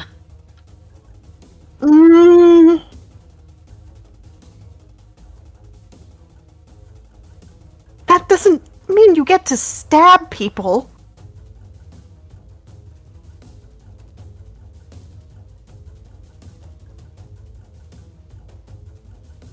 Especially not Garrett. I mean, not anybody, but certainly not Garrett. Yeah, Viv wouldn't like it if you stabbed me. Oh, what can I say? You were there. You asked for the knife. You did try to give me the knife. Validate him. Jesus Christ. What in the Rowan lawyer defense was that? I think we better maybe tie your hands behind your back for now. Yeah. No, I really feel that is unnecessary. You just tried to stab Garrett, Frey. It was only a little stab.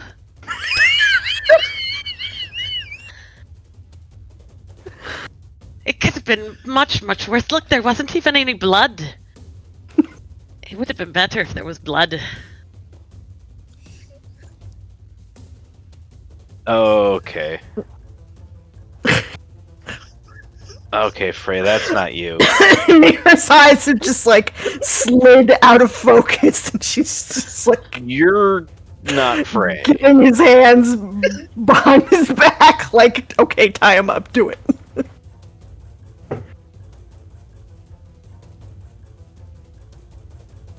God. And who else would I be?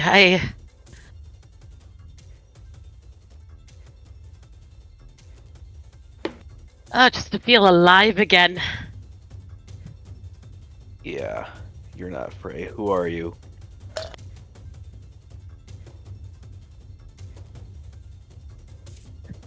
I am Frey. I've been Frey all along.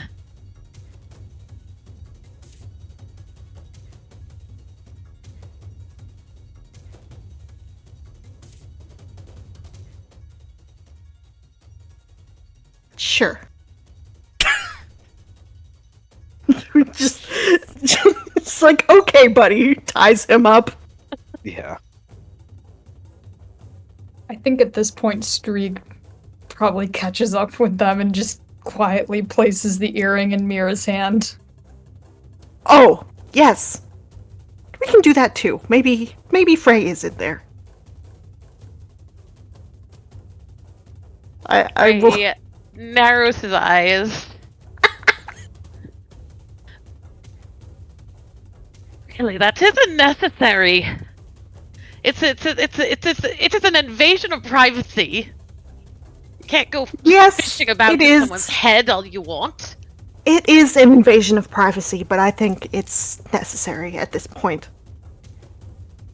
You kind of just tried to invade Garrett, so... I'll apologize later. Oh, this was only for a bit of fun. I'll try to put the other earring on Frey. He will definitely, turn his head. You're gonna have to take his own earring out first. Somebody else grab his. We have two other people here. You guys hold him still, and I'll put the earring in. I will hold on to Frey. Yeah, I guess I'm helping too. And Frey is just flailing, trying to pull his head away. Just what? I hope the rest of the camp is really I'm not assuming paying you guys attention are doing right this now. as discreetly out of the way as possible for the sake Yeah. of logic. Anyway, Oh gosh. 3 of you, including the fact that Frey's been tied up, I'm not going to require a roll on 4 strength Frey. Sorry.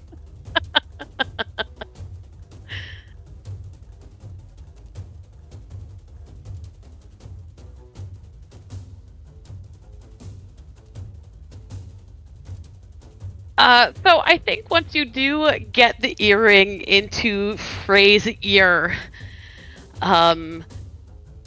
is Mira the one wearing the other one? Yeah. All right. Yeah. So Mira, you immediately get just a litany of of complaints of clearly he's taken this very, very personally. Just how dare they? And they know I don't like the earring, and it's not right. You should take it out right now. This is not at all this is not at all to my standards. It doesn't match my outfit at all. And really, how am I going? I can't wear this to the party tonight. Ugh, I'll have to change my What? entire wardrobe. What party? I wonder if my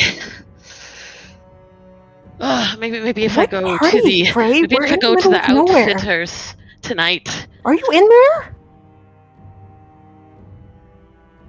Is Amira asking this like in his head?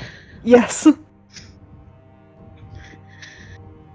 Am I in here? Yes, I'm in here, and you're out there, and it's like you're just. Would you stop that? You're just pounding on the door. Some peace and quiet, please. I want a bath. Excuse me, I'm going to go take a bath.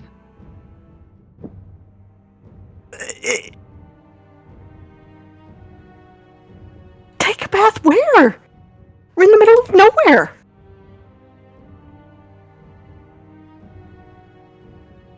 Does the earring communicate like images, or is it purely thoughts? It is like it's like the way I've always described it is like if you're looking at something and you think about like the details of it, they will be construed in a semi-image like way, but it's not like sending a fucking picture over text.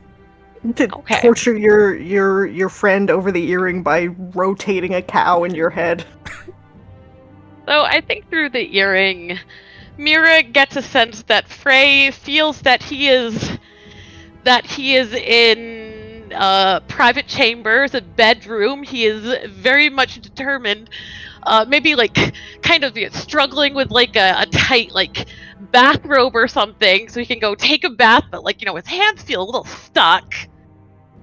So he definitely, you get the sense that he feels like he's somewhere else. Mm-hmm. I don't know if Mira knows how to deal with this right now. I think she is just gonna like blink and kind of shake her head a little bit and be like, I think he's completely out of it. He doesn't know where he is.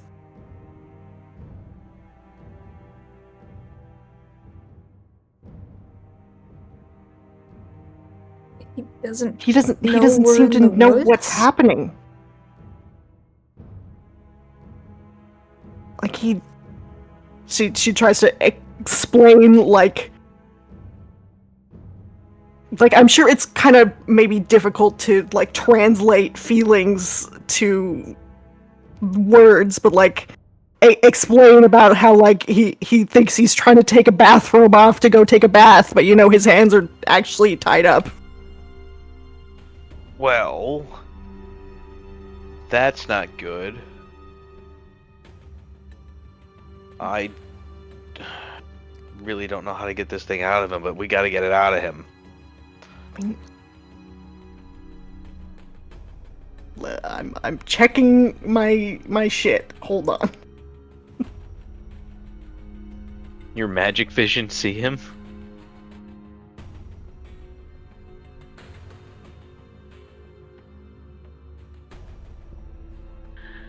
Would someone please fetch me some soap? I need to get this blood out. Is Frey saying that out loud, or is that in his thoughts? He's saying that out loud. Oh, lovely.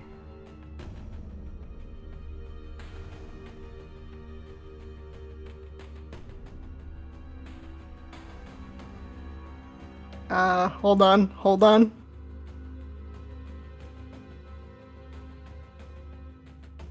Oh, I mean, I don't know. All allies within 20 feet of me gain +2 bonus to all saving throws against magical effects. I don't know if that counts for anything, but other than that, I guess I could just try to use the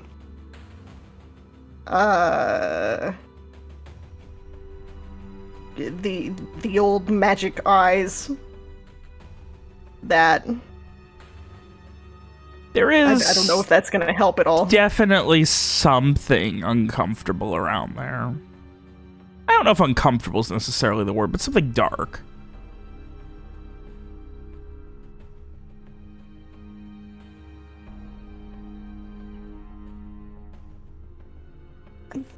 I mean, yes, there's something, but we kind of already knew that.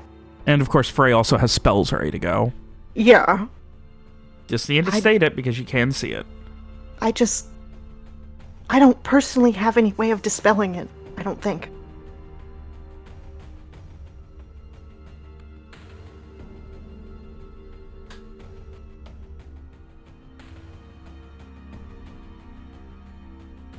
Kind of looks disappointedly at everybody like, sorry, I can't help more. I mean, you have Shattering Strike. Shut up. Yeah. I could throw him 10 feet. Maybe that'll help. I was thinking the 5d12 damage would be a little more helpful, but throwing him could also be fun. Yeah, let me just obliterate Frey real quick. It would objectively solve one of your problems. So, with that, is there anything else you guys are doing for the night? Ray is humming. Okay, the 3 party members left. Is there anything they're doing for the night? I am going to sit with him and see if I can, like, get through at all with, like, thought thinking. I don't know why I just said thought thinking, but you know what I'm trying to say.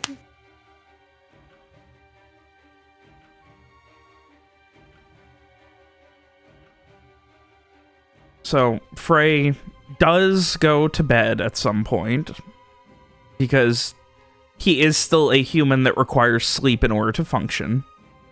Uh-huh. Despite evidence to the contrary. I think you could agree with that, right, Ronnie? Yeah, that sounds reasonable. Frey is still human, yes. Yes. Alas. Yeah. So, after, How do the earrings work when one person is asleep? Does it just, like, turn off? yeah, essentially. Okay. After a little while, Frey, you start to have some lovely dreams. You wake up, and it is different than before. Different than it has been. You are in a tower. You look out a window, and it is a massive courtyard you're overlooking. You don't recognize the castle you're in, but you recognize the high-quality tailoring work of the lovely suit that has been hand-picked and is already displayed and ready to go. And you know, you need a good day. And you really need this all to go right, because if it does, we're talking not just coin, not just celebrity, not just access. We're talking retirement, anything you want. You just need to get through this day, and you need it to be perfect. And in the back of your head, you just can't stop thinking about how something might stop it. There's always something that could make it go wrong. That worry just tickling at the back of your head, just right in your mind, worming its way in. No, you just need to center yourself, focus, and you'll get through this. The party will be over, you'll have made the deal, and everything will be better than it ever has.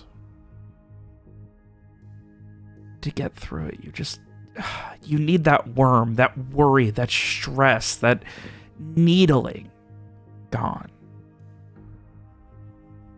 So, before you finish getting dressed, before you put on the most expensive suit you ever have been asked to wear, you head over to the walk-in closet, where you see Mira tied up. And no, this is that needle.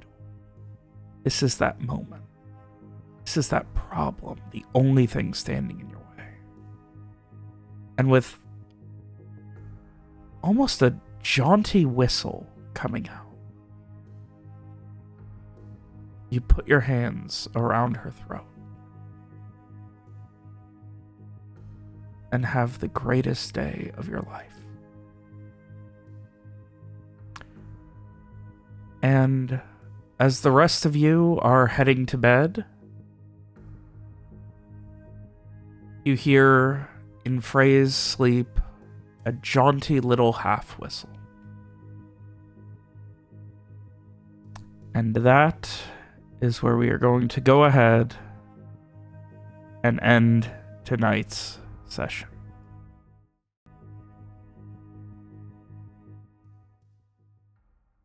Oh boy. Also, you can't strangle me because I don't need to breathe.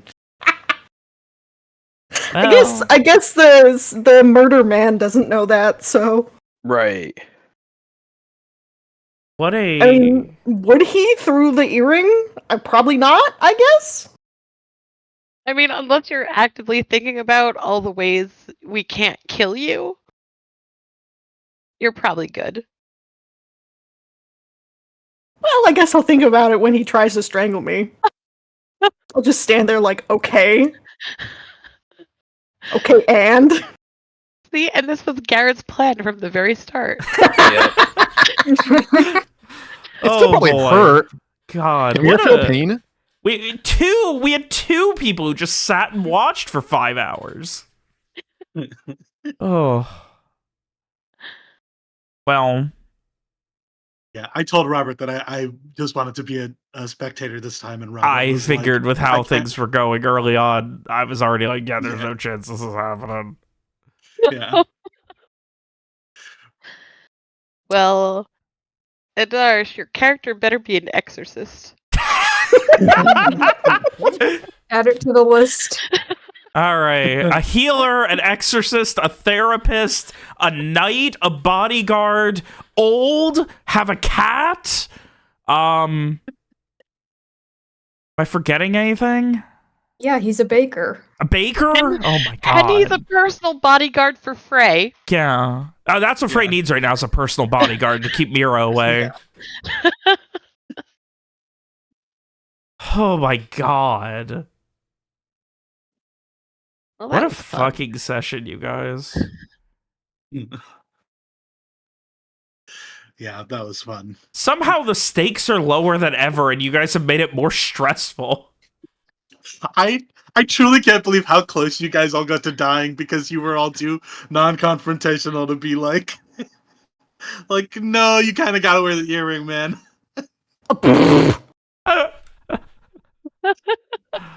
Oh my Nobody god. can I kill feel me. like being in this campaign just makes me crazy because I'm like such a trusting person in real life, but I'm just like every time I hear anyone do anything in this campaign, I'm just like, I'm going insane. You have to stop, please. Or at least, I don't think Frey could kill Mira with a knife or his hands. If he used, like, magic, although I am very resistant to magic, so maybe he couldn't do that either. He could try. Frey does have some fun magic he doesn't use all that often. I do. Maybe we'll see. Maybe we won't. Huh.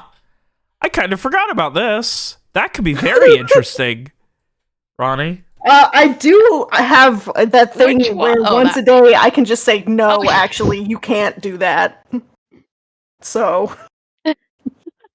Well, I do think maybe about we'll that see. one very often, actually. It's always yeah. there. Yep, it is. God.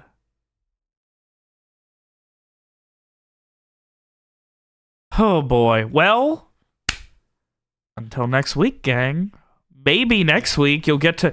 I feel like you started the session like, we want to avoid civilization. Now you're like, please God, we just need a few more normal people who aren't fucking starving to death. Yeah. Yeah, basically. Like, Yeah. guards? Sure. In the pocket of someone else? Yeah, why not? I don't care. Just need people that fucking are in a position to deal with this shit. Yeah, I think that would be good. Yeah. God. Mm. That's not you, Frey. You don't stab people. Not at Nope. all. As far as we know. I mean, okay. I for a moment I was considering should I use like the evil psychopath stats to roll my stab?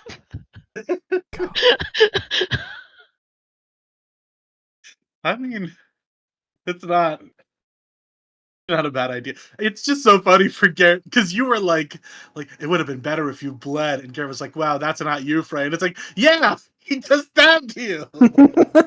Yeah, Garrett, I what are you know. talking I really hope Frey comes out the other side of this being willing to murder people. I think that would be a fun character evolution for me personally. Like, I don't need him to be bloodthirsty, but like, you know, just once in a while, take a prisoner and slit their throat. That's a little bloodthirsty. Just slit their throat.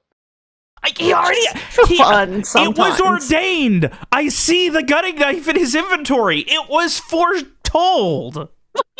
It was foretold. That is In the double ancient precisely murals. murderous. It's a very good murder stick. Well, we should pass this gutting knife over to whoever ended up with it. Oh, I think Garrett took it. For the sake of in my end. sanity, we're gonna leave it in your inventory because I think it's funnier to me. Okay. It's yours, you just don't have it on you. Yeah. Anyway, till next week, gang. We'll see what happens. I don't Good know. night, everyone. All right. Good night. Good night, friends.